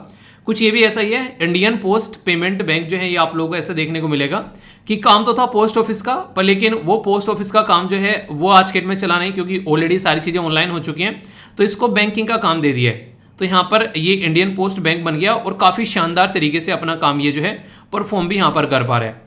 अभी यहाँ पर इंडियन पोस्ट पेमेंट बैंक के द्वारा यहाँ पर बेसिकली इसको मिलकर मिनिस्ट्री ऑफ कम्युनिकेशन, जो बेसिकली मिनिस्ट्री ऑफ कम्युनिकेशन के अंडर में आता है, तो यहाँ पर जो डिपार्टमेंट ऑफ पोस्ट है वो मिलकर यहाँ पर कुछ ऐसे स्टेप उठा रहे हैं जो कि अपने ही आप में काफ़ी अच्छा है, जिसके बारे में आप लोगों को पता होना चाहिए। मतलब क्या है, मतलब यहाँ पर यह कि इंडियन जो पोस्ट बैंक है उसके द्वारा लॉन्च किया जा रहा है एक first floating financial literacy camp. Floating मतलब आप लोगों ने एक तरीके से ना जो तैरता हुआ, यानी कि किसी पर्टिकुलर जो झील पे तैरता हुआ, तो यहाँ पर जो डल लेक है जम्मू एंड कश्मीर यानी कि श्रीनगर के अंदर में, उस पर ये फाइनेंशियल लिटरेसी यानी कि एक तरीके से किसी चीज़ के बारे में पढ़ाया जाएगा, और वो क्या है, फाइनेंशियल सर्विसेज बेसिकली, यानी कि जो बैंकिंग सर्विसेज होती है उसके बारे में लोगों को जागरूक कराया जाएगा। और ये तैरता हुआ स्कूल आप लोग बोल सकते हैं एक तरीके से, या फिर कैंप बोल सकते हैं, यानी कि बिल्कुल ऐसे जैसे मैं आप लोगों को बेसिकली ऑफलाइन क्लास लूँ और आप लोगों को बोलूँ कि आपकी क्लास जो है वो एक ऐसी नाव पर होगी जो कि तैरती हुई चलेगी और हम लोग वहाँ पर क्लास करेंगे, तो आएगा ना मजा। कौन कौन आगे क्लास करना चाहेगा बताओ जरा। तो कुछ ऐसा कि यहाँ पर ये ऐसी क्लास है जिसमें लोगों को लिटरेट कराया जाएगा, एक तरीके से उनको बातें बताई जाएगी, किसके बारे में, बैंकिंग व्यवस्था के बारे में उनको जागरूक कराया जाएगा। इंटरेस्टिंग जो यहाँ पर मुझे लगा, जो वास्तव में आप लोग इसको मतलब सुनकर भी थोड़ा सा अच्छा लगेगा। आप लोगों ने सुना होगा ना कई बार कि अगर आप लोग जैसे कि मुस्लिम कम्युनिटी में जाओगे तो आप लोग को अलग नाम मिलेंगे, जिस तरीके से रिजवान, रहमान, कुछ ऐसे। सरदार जी में जाओगे तो आप लोग को अलग तरीके नाम मिलेंगे, ठीक है, जैसे पवनीत, या इस तरीके से आप लोगों को नाम देखने को मिलेंगे सारे। कुछ इस तरीके से एक पैटर्न रहता है। जैसे हिंदू में जाओगे तो अलग नाम, क्रिश्चियन में जाओगे तो अलग नाम। तो एक जैसा लगता है कि हमारी कम्युनिटी का जाना पहचाना सा नाम है। बिल्कुल ऐसे ही यहाँ पर कुछ ऐसी चीज़ें की जाती हैं, जब यहाँ पर लोगों को कुछ चीज़ें सिखाई जाती हैं, उनको जाना पहचाना सा लगे। तो यहाँ पर इन्होंने जो ये कैंप ऑर्गेनाइज करा रहा है, उसमें जो पर्टिकुलर एक इंसान है जो कि यहाँ पर इनको गाइड कर रहा है, उसका नाम दिया गया निवेशक दीदी। या तो निवेशक दीदी दे बोलो, या फिर फीमेल डाकिया। कितना इंटरेस्टिंग नाम रखा है, देखा। यानी कि आप लोगों से पूछे कि निवेशक दीदी या फिर फीमेल डाकिया क्या है, तो आप लोग उसको कनेक्ट कर पाओ और अंडरस्टैंड कर पाओ। निवेशक दीदी जो स्कीम में यहाँ पर निवेशक दीदी या फीमेल डाकिया है, ये बेसिकली एक स्कीम है, पूरी निवेशक दीदी स्कीम, जिसमें यहाँ पर जो ज्वाइंट इनिशिएटिव है, यहाँ पर जो investor education and protection fund authority, जो कि मिनिस्ट्री ऑफ कॉर्पोरेट अफेयर के अंदर में आती है, और ये इंडियन पोस्ट पेमेंट बैंक के साथ में मिलकर काम कर रही है, ताकि लोगों को फिर से फाइनेंशियल सर्विसेज के बारे में और इन्वेस्टमेंट के बारे में एजुकेट किया जा सके। और खासकर वुमेन पर काफी ज्यादा फोकस यहाँ पर है, ठीक है। तो इंपॉर्टेंट है काफी ज्यादा। आज की डेट में अगर आप लोग बात करें, second national strategy for financial education के बारे में ये बेसिकली पैटर्न चल रहा है 2020 से लेके 25 तक का, जिसके चलते आज की डेट में, पहले एक टाइम ऐसा होता था, लोग ना अक्सर घरों में पैसे रखना पसंद करते थे। यानी कि घरों में पैसे रखे हैं भाई साहब, मेहनत की कमाई है, तकियों के नीचे और गद्दों के नीचे और पता नहीं कहाँ कहाँ पर लेकिन आज की डेट में लोग जो हैं बैंकों में पैसा रखते हैं। और बहुत सारे लोग तो ऐसे हैं जो इन्वेस्टमेंट करते हैं। बैंक में पैसा रखना एक बुद्धिमत्ता नहीं है, पैसे को हमेशा इन्वेस्टमेंट करके रखना चाहिए, क्योंकि बैंक में पैसा रखा हुआ आप लोगों का बेसिकली डेप्रिसिएशन होता रहता है, उस पर आप लोगों को रिटर्न मिलता नहीं है। और इन्फ्लेशन जैसे जैसे बढ़ता रहता है, यानी कि महंगाई जैसे जैसे बढ़ती है, तो आप लोग ये पैसे की वैल्यू भी आप लोगों की घटती रहती है। समझ में आया? नहीं समझ में आया तो समझा देता हूँ। आज की डेट में आप लोग मार्केट में जाते हैं और कोई आप लोग आज के डेट में बिस्किट का पैकेट लेकर आते हैं, ठीक है, मतलब ये पार्ले जी लेकर आते हैं, पार्ले जी कोई बिस्किट का पैकेट लेकर आए। एक टाइम ऐसा था कि इतना बड़ा बिस्किट का पैकेट आता था पार्ले जी, और वो 5 रुपये का शायद आया करता था, ठीक है। आज की डेट में इसकी साइज ज़्यादा हो गई है, ठीक है, और अभी 5 रुपये का आ रहा है। या तो आप लोग साइज को आधा कर दो, या फिर आप लोग क्वांटिटी आधा कर दो, लोगों को मन बहलाने के लिए कि हाँ पैसे तो उतने देने पड़ रहे हैं। तो कहने का मतलब है कि पहले जो 5 रुपये में पार्ले जी आता था, अब उस 5 रुपये में आप लोगों को उसका आधा पार्ले जी मिल रहा है। तो आपके 5 रुपये की वैल्यू जो है वो आधी हो गई है, ऐसे आप लोग समझ सकते हैं। मतलब सीधा सीधा ये हो गया कि बैंक जो है उसमें पैसा जो रखा हुआ है, अगर वहां पर इंटरेस्ट रेट जो है वो काफी कम मिल रहा है और इन्फ्लेशन ज्यादा है, यानी कि इंटरेस्ट रेट आप लोगों को 4% का मिल रहा है और इन्फ्लेशन मार्केट में जो है वो 6% महंगाई चल रही है, तो 2% से आप लोगों का पैसा जो है वो घट गया है बैंक में रखा। ये आप लोग समझिए। इसीलिए कहते हैं किसी इंसान को आप लोगों ने पैसे दिए उधार, और वो इंसान जो है वो आप लोगों के पैसे जो है 2 साल के बाद अगर आप लोगों के पैसे दे रहे हैं और बोला कि मैंने आप लोगों से 10,000 रुपये लेते और 2 साल के बाद लौटा दूंगा, तो 2 साल के बाद में आप लोगों के पास में 10,000 रुपये नहीं आ रहे हैं। 2 साल के बाद में आप लोगों को इन्फ्लेशन अगर आप लोग उस टाइम पर देखेंगे और उसको ऐड कर बोलेंगे, तो इतना पैसा आप लोगों का घट चुका है आज की डेट में। उन 10,000 रुपये से वो प्रोडक्ट नहीं खरीद पाएंगे जो 2 साल पहले आप लोग खरीद सकते थे, ठीक है। तो यहाँ से आप लोग थोड़ा सा अपने आप को एजुकेट भी करो, तो ये चीज़ें आप लोग की अंडरस्टैंडिंग के लिए है, ताकि आप लोग चीज़ों को समझ सको।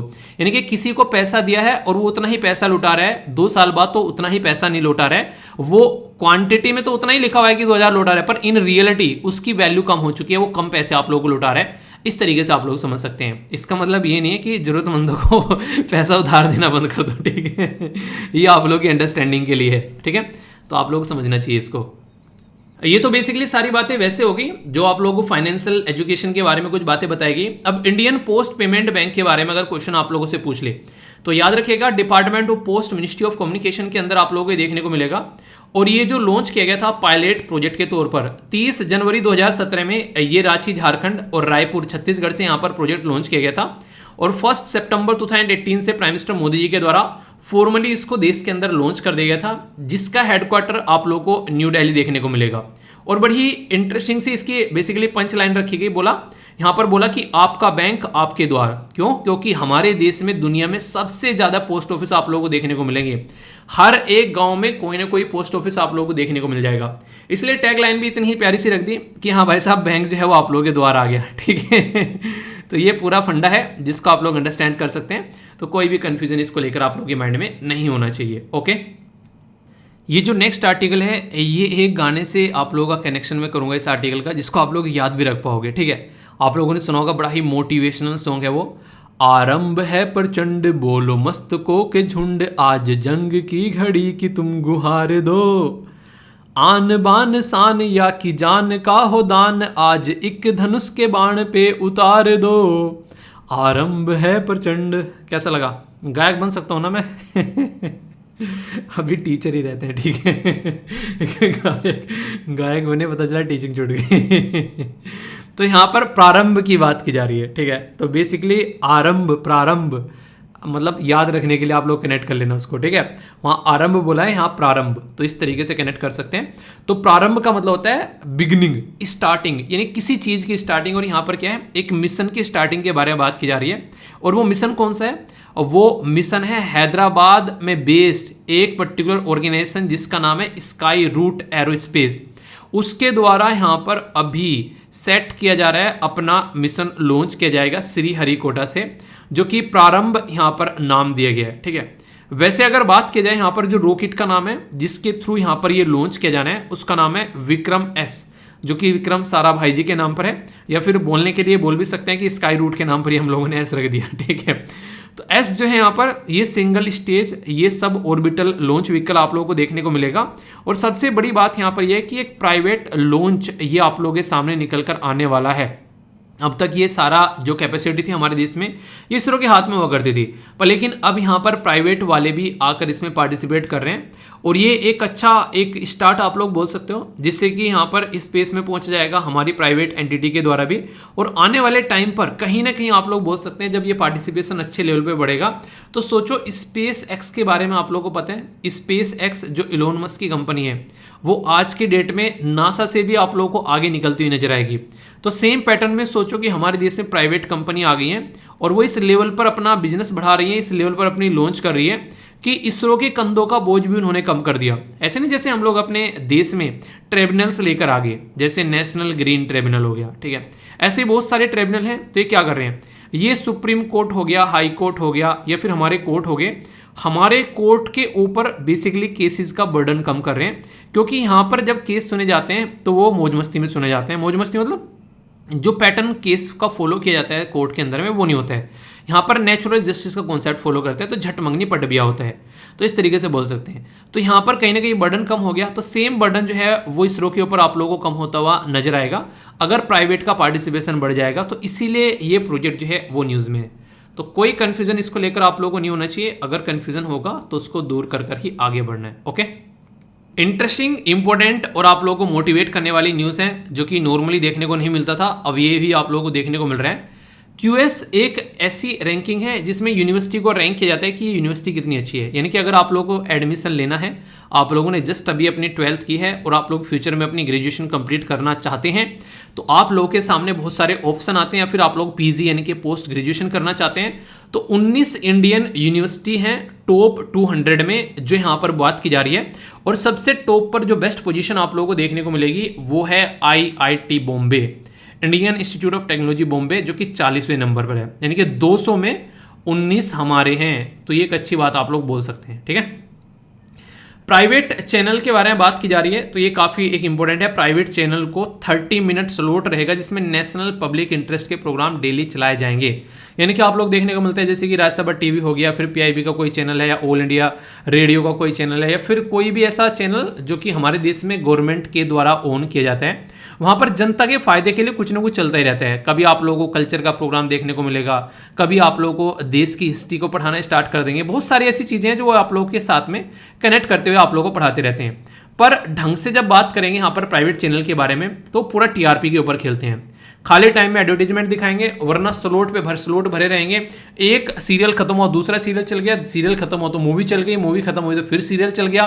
मतलब कुछ ऐसा नहीं है कि लोगों के बारे में सोचा जाए, बस उनका एडवर्टीजमेंट चाहिए और उनको अपनी कमाई चाहिए, उसके अलावा कुछ नहीं चाहिए। पर लेकिन अब यहाँ पर मैंडेटरी कर दिया गया है कि प्राइवेट चैनल को भी 30 मिनट चूज कर लेना कि आप लोगों को प्रोग्राम डेली देश के इंटरेस्ट में दिखाना पड़ेगा, ठीक है। और ये 30 मिनट पता है कहाँ डालेंगे? रात को 12:30 बजे। देख लो जिसका इंटरेस्ट का प्रोग्राम देखना है। स्लॉट देखो क्या यहाँ पर डिसाइड किया जाएगा अभी, पर हाँ ये कम से कम इतनी इन्फॉर्मेशन आप लोग जरूर याद रखिएगा, ठीक है। ये स्टेटहुड डे जो है उत्तराखंड के द्वारा सेलिब्रेट किया गया 9 नवंबर को, ठीक है। और भी कई सारे राज्य के द्वारा यहाँ पर ये स्टेटहुड डे सेलिब्रेट किया था 2000 में। तो उत्तराखंड जो है वो यूपी से अलग करके यहाँ पर निकाला गया था। इसी साल में यहाँ पर याद रखिएगा बेसिकली जो आप लोगों को देखने को मिलेगा, बिहार से निकाला गया झारखंड, ठीक है, ये याद रखिएगा। इसी के साथ में यहाँ पर मध्य प्रदेश से निकाला गया था छत्तीसगढ़। तो ये ऐसे राज्य हैं जहाँ से निकाल के लाए गए, और मैंने आप लोगों को हमेशा पढ़ाया भी है।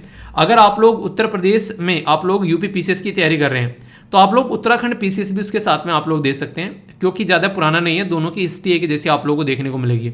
सेम जो भी अलग निकाल कर आए, जैसे अगर आंध्र प्रदेश आप लोग तैयारी कर रहे हैं तो तेलंगाना की भी आप लोग तैयारी कर सकते हैं। दोनों में आप लोगों को पैटर्न एक तरीके का नजर आएगा एग्जामिनेशन के बारे में जब हम लोग बात करते हैं, तो इसलिए इसको आप लोग समझ सकते हैं, ठीक है। तो ये अच्छा है, इन राज्य की स्टेट पीसीएस की तैयारी कर सकते हैं आप लोग अपने यूपीएससी के साथ में भी। क्यों? क्योंकि जब आप लोगों से क्वेश्चन पूछे जाएंगे, इवन इंटरव्यू में भी यहाँ से क्वेश्चन आप लोग के बनेंगे, अगर आप लोग इसके बारे में नॉलेज रखते हैं तो आप लोगों को एक पॉजिटिव एज मिल जाएगी यहाँ पर। ये इस तरीके से आप लोग समझ सकते हैं, ठीक है। External affair minister S Jaishankar साहब जो हैं उनके द्वारा अभी रसिया के साथ में बात की गई, और रसिया के साथ में हमारे रिलेशन कुछ ज़्यादा ही अच्छे चल रहे हैं, और कुछ लोग तो इसको लेकर चिढ़ भी रहे हैं, ठीक है कि ये इतने अच्छे कैसे एक दूसरे के साथ में रह ले रहे हैं। उन्हीं के दो बेस्ट फ्रेंड बन जाते हैं तो लोग चिढ़ने लगते हैं, इतने सारे इतने अच्छे दोस्त कैसे हैं एक दूसरे के साथ में। और कई सारे लोग तो गलत बात करने लगते हैं उसके बारे में। लड़का और लड़की अगर आपस में बेस्ट फ्रेंड बन जाए, ये लोगों को पछता भी नहीं है। ये माना जाता है कि अपोजिट जो सेक्स होता है, यानी कि जैसे लड़का और लड़की हो गया, वे कभी अच्छे दोस्त बन नहीं सकते। पर लेकिन ऐसा पॉसिबल नहीं है कि नहीं बन सकते, अगर चाहो तो कुछ भी हो सकता है। ये आप लोगों के ऊपर डिपेंड करता है कि आप लोग अपनी बार यानी कि सीमा कहाँ पर रखते हैं, ठीक है, अपनी लाइफ में, कि हाँ इतना आप लोगों को अपनी लाइफ में बेसिकली चीज़ों को अलाउ करना है और इसके अलावा नहीं अलाउ करना है। तो आप लोगों के ऊपर डिपेंड होता है। वैसे बात करें यहाँ पर तो रसिया के साथ में हमारा रिलेशन जो है वो हमारी एक्सटर्नल अफेयर मिनिस्ट्री के ऊपर डिपेंड है। तो यहाँ पर जो सर्गी लैवरोव हैं वो यहाँ पर अभी बेसिकली उनके साथ में मिले जयशंकर साहब, और इनके साथ में हमारा ट्रेड जो है वो आसमान छू रहा है, यानी कि अब तक का सबसे बेहतरीन ट्रेड देखने को मिल रहा है। क्यों? क्योंकि डिस्काउंटेड प्राइस पर प्रोडक्ट मिल रहे हैं, और डिस्काउंट पर जहाँ प्रोडक्ट मिले वो हमारे देश के लिए बहुत फायदेमंद है। क्यों? क्योंकि हम लोग बहुत सारा माल पानी बाहर से खरीदते हैं, तो इसलिए हमारे लिए अच्छा है। तो ये पॉजिटिव चीज़ है। इसी के साथ में यहाँ पर आप लोग देखते हैं जो यहाँ पर जो बेलारूस है वो भी रसिया का बेस्ट फ्रेंड है अगर बोले तो एक्सटर्नल अफेयर मिनिस्टर साहब जो हैं उनके साथ भी एक तरीके से बात की गई यहाँ पर, जिनका नाम है यहाँ पर व्लादिमीर माइकी, ठीक है। तो ये बेसिकली दिल्ली में थे, तो इनके साथ में बात की गई। तो बेलारूस जो है वो एक तरीके से ऐसा देश माना जाता है जो कि यूरोप में एक अकेला डिक्टेटर देश बचा हुआ है, पर लेकिन हमारे काफ़ी काम आता है टाइम टू टाइम में। बच्चों को निकाला जा रहा था उस टाइम पर, हमारे बहुत सारे बच्चे यूक्रेन में फंसे थे, उस टाइम पर भी यहाँ पर हमको काफ़ी काम आया था, तो हमारे लिए अच्छा है। तो वही बात है कि अपना काम बनता भाड़ में जाए जनता, यानी कि वेस्टर्न वर्ल्ड क्या बोल रहा है, यूरोपियन वर्ल्ड क्या बोल रहा है, हमको कोई फर्क नहीं पड़ता है। हमारे बच्चे घर वापस आने चाहिए थे और वो आगे हमारे लिए वो बेहतरीन बात है, ठीक है। तो बेसिक है, कन्फ्यूजन नहीं होना है। कुछ और छोटी छोटी मगर मोटी बातें, हमारी कंट्री में जो यूनियन मिनिस्टर है गजेंद्र सिंह शेखावत, उनके द्वारा रिलीज किया गया dynamic ground water resource assessment, यानी कि धरती में पानी कहाँ कहाँ पर किस तरीके पैटर्न में आप लोगों को देखने को मिल रहा है, उसका असेसमेंट किया जा रहा है। जब तक चीज़ों का पता नहीं चलेगा तब तक कैसे उसको सुधारेंगे, जब तक आप लोग एक्सेप्ट ही नहीं करोगे कि ये हमारी गलतियां, तब तक आप लोग कैसे उसमें इंप्रूवमेंट करोगे। मैं बोलूँ हेल्थ खराब है, आप लोग बोलो नहीं बिल्कुल मस्त है, तो एक्सरसाइज करने की जरूरत ही नहीं है फिर, ठीक है। मैं बोलूँ कि राइटिंग खराब है, आप लोग बोलो नहीं बिल्कुल मस्त है, तो सुधारने की जरूरत नहीं। मैं बोला आंसर राइटिंग खराब है, आप लोग बोलो नहीं मस्त है, तो करने की जरूरत ही नहीं है। तो वही बात है, जब मानोगे कि नहीं है भाई साहब कमी है, तभी आप लोग उसको सुधारोगे, ठीक है। तो इसलिए यहाँ पर खोजा जा रहा है। Housing and urban affair minister जो कि हरदीप सिंह पुरी जी के अंदर में है, उनके द्वारा transport for all challenge stage 2 और सिटीजन जो बेसिकली परसेप्शन सर्वे यहाँ पर देखा गया, ये भी एक तरीके से आप लोग बोल सकते हैं कि चीज़ों को इम्प्रूव करने की कोशिश की जा रही है, ठीक है। क्योंकि ट्रांसपोर्टेशन जो सिस्टम है वो सिटीज़ की जान मानी जाती है। आप लोग सोचो एक टाइम ऐसा था दिल्ली में एंट्री करने से लोग डरते थे। जी हाँ, मैं खुद बता दूं आप लोगों को, जब तक मेट्रो नहीं थी यहाँ पर दिल्ली में लोग एंट्री करने से डरते थे। तो ये कंडीशन आप लोग यहाँ पर देख सकते हैं, यानी कि दिल्ली में आ गया तो इंसान जो है वो शाम को तो नहीं जाएगा, वो किसी रिश्तेदार के में टिकेगा। इतने ज़्यादा वहाँ पर जाम भीड़ वगैरह देखने को मिलते थे। मेट्रो ने दिल्ली की ज़िंदगी आसान कर दी, ऐसा बोल सकते हैं आप लोग। तो ट्रांसपोर्टेशन सिस्टम काफ़ी ज़रूरी है। अटल इनोवेशन मिशन जो है उसमें अब तक तो हम लोग फोकस करे थे बच्चों के ऊपर, पर अभी यहाँ पर मतलब बच्चों इन द सेंस एक तरीके से लड़का लड़की कोई भी हो, पर अभी यहाँ पर वुमेन सेंट्रिक चैलेंज यहाँ पर लॉन्च किया जा रहा है, जिसमें ANIC यानी कि अटल न्यू इंडिया चैलेंज प्रोग्राम लाया जा रहा है, जो कि वुमेन यानी कि लड़कियों के ऊपर फोकस रहेगा। तो ये पर्सनली मुझे काफ़ी अच्छा लगा, क्योंकि अगर बात करें तो यहाँ पर जो लड़कियों को खासकर अगर साइंस के फील्ड में आप लोग लेकर आते हैं, इनोवेशन के फील्ड में लेकर आते हैं, तो अक्सर वहाँ पर लड़कियों को नहीं रखा जाता है। एक तरीके से ये वाला स्ट्रीम जो है लड़कों के लिए माना जाता है। तो वो एक बार भी यहाँ पर ब्रेक होती है आप लोगों को नजर आएगी कि लड़की भी साइंस में अच्छा परफॉर्म कर सकती है। तो दैट इज द पॉइंट जो आप लोग यहाँ पर देखते हैं, जो कि एक इंपॉर्टेंट पॉइंट है। ठीक है, इकोनॉमी के फील्ड में आप लोगों को लेकर चलता हूं। ये भी काफी इंपॉर्टेंट सेक्शन होता है एसएससी बैंकिंग या फिर आप लोग किसी भी एग्जाम की तैयारी कर रहे हैं वनडे टाइप में। डायरेक्ट क्वेश्चन यहां पर बन जाते हैं आप लोगों के सामने। फाइनेंस मिनिस्टर कौन है? निर्मला सीतारमण जी है। उनके द्वारा सोवरन ग्रीन बॉन्ड फ्रेमवर्क जो है वो भी लाया गया है। देखिए, जब भी कोई बॉन्ड इशू किया जाता है तो इसका मतलब ये है कि गवर्नमेंट जो है वो चाह रही है कि यहाँ से पैसा हमारे हाथ लगे। आप लोगों के हाथ में बॉन्ड यानी कि कागज का एक पर्चा आप लोगों को मिल जाएगा, जिसमें आप लोगों को अच्छा खासा रिटर्न मिलता हुआ नजर आएगा। ठीक है, यानी कि आप लोग एक तरीका इन्वेस्टमेंट बोल सकते हैं अपने लिए। तो यहाँ पर ग्रीन बॉन्ड यहाँ पर क्यों बोला गया है? क्योंकि इन्वायरमेंट जो friendly sustainable climate suitable project यहाँ पर जो होंगे उसमें ये पैसा खर्च किया जाएगा, इसलिए यहाँ पर इसको ग्रीन बॉन्ड बोला गया है। तो यहाँ पर फाइनेंस मिनिस्ट्री ने सोवरन ग्रीन बॉन्ड फ्रेमवर्क जो है वो लाया गया है ताकि इन्वेस्टमेंट को इन्वायरमेंट फ्रेंडली बनाया जा सके और क्लाइमेट के हिसाब से भी ध्यान में रख के चला जा सके, क्योंकि ये काफी नेगेटिव इंपैक्ट डाल रहा है आज के डेट में जब हम लोग क्लाइमेट चेंज के बारे में बातें करते हैं। गवर्नमेंट को बोला गया कि गवर्नमेंट जो है अभी यहां पर government to exit Axis Bank with 1.55 जो स्टेक है उनको सेल करने की बातें कर रही है लगभग 4000 करोड़ में। तो देखते हैं कितना माल पानी आता है गवर्नमेंट के पास में। सेंटर अलाउ कर रहा है trade settlement from export promotion scheme in the Indian rupees. ये काफी इंटरेस्टिंग है। देखिए, हम लोग ना अब तक जो है काफ़ी लार्ज स्केल पर डॉलर हो गए या फिर दूसरी कंट्री की जो करेंसीज हो गई उनमें काम करते थे। जब से ईरान वाला मुद्दा आया, ईरान के साथ में हम लोगों ने बोला कि रुपये में काम करेंगे। अभी रसिया वाला मुद्दा है, रसिया के साथ में बोला हम लोग रूबल और रुपये में काम करेंगे। तो ये एक अच्छा तरीका है कि अब हम लोग एक्सपोर्ट में जो बेसिकली अपने उसमें बात करें, इंपोर्ट और एक्सपोर्ट का जो काम हो रहा है उन कंट्री के साथ में जिनकी यूएसए के साथ में नहीं बनती है, जहाँ पर डॉलर यूज़ हुआ करता था, अब वहाँ पर हम लोग रुपये यूज़ कर रहे हैं। तो इससे हमारे रुपये की स्ट्रेंथ बढ़ेगी। और जैसे चाइना एक हार्ड करेंसी बन चुकी है आज के डेट में आईएमएफ के अंदर में, किस साल में बनी बताइए? यूपीएससी ने क्वेश्चन पूछा था ये। ठीक है, उसी तरीके से हम लोग रुपये को भी आगे लेकर चल सकते हैं, उसके ऊपर फोकस चल रहा है यहाँ पर ये। ठीक है, इंडियन पेमेंट कॉर्पोरेशन के द्वारा इंट्रोड्यूस किया जा रहा है भीम app open source licence model. तो यानी कि एक तरीके से एक प्लेटफॉर्म की तरीके से इसको डेवलप किया जा रहा है ताकि यहाँ पर और ज़्यादा जो लोग हैं यहाँ पर एक तरीके से आकर कनेक्ट हो सके। अदानी साहब जो है वो रुकने का नाम नहीं ले रहे हैं। अदानी पोर्ट और इसी के साथ में स्पेशल इकोनॉमिक जोन के द्वारा एक्वायर कर लिया गया है 49%। मतलब एक तरीके से समझो कि पूरा खरीद लिया। ठीक है, डिसीजन मेकिंग आते आते बच गई। Stake in the Indian oil tanker जो कि लगभग 1000 करोड़ रुपए की डील थी, 1000 करोड़ रुपए की डील। ठीक है, तो ये दोनों के बीच में हुई यहाँ पर। तो अदानी जो है आज के डेट में भारत के सबसे अमीर प्राणियों में आप लोगों को देखने को मिला। सबसे अमीर क्या, भारत के तो ही हैं, दुनिया में भी मुझे लग रहा है शायद दूसरे तीसरे नंबर पर हैं। चेक करके बताइएगा कौन से नंबर पे हैं। ठीक है, कुछ और बेसिक चीजें वर्ल्ड लेवल पर अगर बात करनी है, मैंने पढ़ाया अभी आप लोगों को coalition for disaster resilience infrastructure. याद रखिएगा कहां पर लॉन्च किया गया, तो यहां पर शर्म एल शेख जो इजिप्ट के अंदर में यहाँ पर, तो यहाँ पर लॉन्च किया कॉन्फ्रेंस ऑफ पार्टी 27 में। रसिया जो है विड्रॉ कर रहा है यूक्रेन की सिटी जिसका नाम है यहाँ पर खेर्सन, जो कि यहाँ पर इसके कंट्रोल में थी, तो यहाँ से अभी ये विड्रॉ कर रहे हैं। तो आने वाले टाइम में जल्दी सेटलमेंट देखने को मिलेगा। जितनी लंबी खिंच गई ये वॉर किसी ने सोचा भी नहीं था, तो बीरबल की खिचड़ी बनाई गई है बाकायदा ये वॉर। ठीक है, international week of science and peace ये जो है ऑब्जर्व किया था 9 से लेकर 14 नवंबर तक का। तो इसके ऊपर स्टार लगा लेना, क्योंकि दुनिया में अशांति काफी है। पहले ईरान के मुद्दे को लेकर ले लो, अभी यहाँ पर रसिया यूक्रेन के मुद्दे को लेकर ले लो, या फिर और भी बहुत सारे इशू चलते हुए नजर आ रहे हैं, तो इसके बारे में पूछा जा सकता है। तो लोग शांति की गुहार लगाना चाह रहे हैं, तो उसी से रिलेटेड ये न्यूज है। ठीक है, ये एक ऐसा क्वेश्चन है जिसका तो आंसर सब दे ही दोगे। अगर इसका भी आंसर आप लोग नहीं दे रहे हो और मेरा लेक्चर रेगुलर सुन रहे हो, तो आज से लेक्चर देखना बंद कर देना। ठीक है मतलब कहने का ये कि इसका मतलब यार आप लोग बिल्कुल भी ढंग से लेक्चर नहीं सुन रहे हो। ठीक है, बात की जा रही है कौन सी सिटी जो है वो क्लीनेस्ट सिटी में है, जिसकी पॉपुलेशन 1 लाख से अगर आप लोगों को ज़्यादा देखने को मिलेगी 1 लाख कैटेगरी में। स्वच्छ सर्वेक्षण कैटेगरी जो कि स्वच्छ भारत मिशन अर्बन 2.0 के तहत यहाँ पर लॉन्च की गई है। नवी मुंबई, सूरत, इंदौर या फिर गांधीनगर। सही आंसर बताओ, देखता हूं कौन कौन बताते हैं यहाँ पर। कौन से साइंटिस्ट थे जिनको अवार्ड किया गया 2020 में नोबेल प्राइज इन फिजिक्स, ताकि ब्लैक होल के बारे में लोगों की अंडरस्टैंडिंग डेवलप की जा सके। ये एक ऐसा टॉपिक है ब्लैक होल जिसके बारे में टाइम टू टाइम आप लोगों से क्वेश्चन पूछे जाते हैं। रिसेंटली अभी इसकी पिक्चर भी रिलीज की गई थी, तो आप लोगों से डायरेक्ट क्वेश्चन पूछ के इनडायरेक्ट में भी क्वेश्चन बन सकता है। ठीक है, तो यहाँ पर हार्वे जे ओल्टर है। नेक्स्ट यहाँ पर चार्ल्स एम राइस आप लोगों को देखने को मिलेंगे। नेक्स्ट यहाँ पर आप लोगों को माइकल ह्यूस्टन देखने को मिलेंगे। और नेक्स्ट यहाँ पर आप लोगों को राइनहार्ड जेंजेल आप लोगों को देखने को मिलेंगे। तो सही नाम क्या है पता होना चाहिए। और अब की बार का जो फिजिक्स में नोबेल प्राइज मिला है वो किसको मिला है, उनके भी नाम आप लोग रिवाइज कर लीजिएगा। इसके ऊपर प्रॉपर वीडियो आप लोगों के लिए बना रखी है, जाकर आप लोग देख सकते हैं।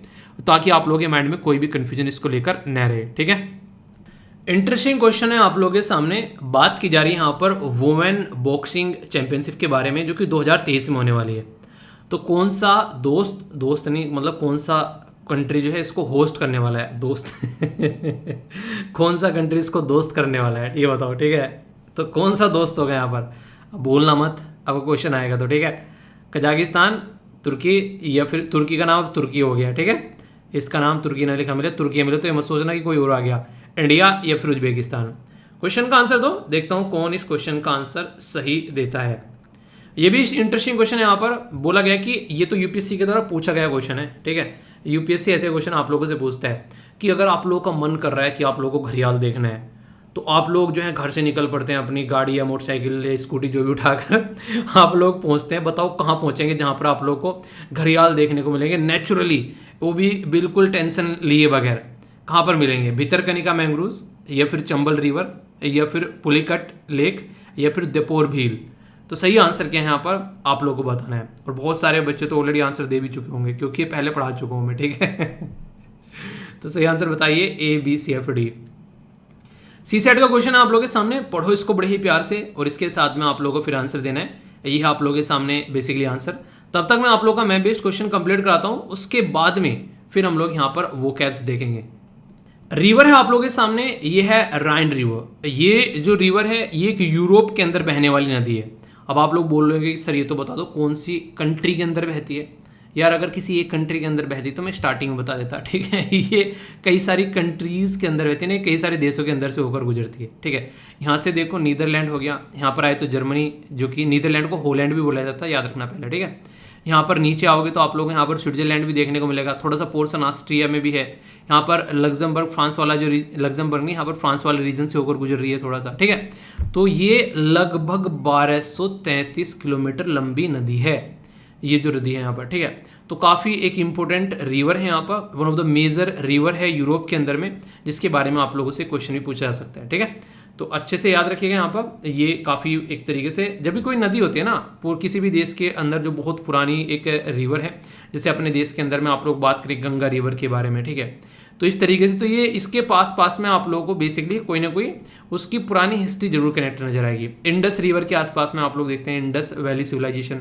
तो इस तरीके से इंपॉर्टेंट होती हैं वो रिवर, कई बार मैच करने के लिए भी आ जाती हैं। ओके, तो क्वेश्चन के आंसर देखते हैं यहाँ पर। जो क्वेश्चन आप लोगों के सामने पहला तो पूछा था ब्लैक होल के बारे में किसने बताया था, तो इसका आंसर है यहाँ पर राइनहार्ड जेंजेल के बारे में। ठीक है, तो जेंजेल यानी कि एक तरीके से जिन जेल में घुसकर ब्लैक होल देख रहा है, ऐसे याद रख लेना। ठीक है ऐसे कि मैंने बना के नहीं रख रखे, कभी बोलो सर ये बता दिया करो बना के रख रखे क्या, पढ़ते पढ़ते याद आ गया, पढ़ते पढ़ते बन गया बस ऐसे ही। ठीक है, जब आप लोग मजे लेके काम करोगे ना फिर ऐसे ही चलता है दिमाग। ठीक है तो एंजॉय करना स्टार्ट कर दोगे। ओके, आगे चलते हैं।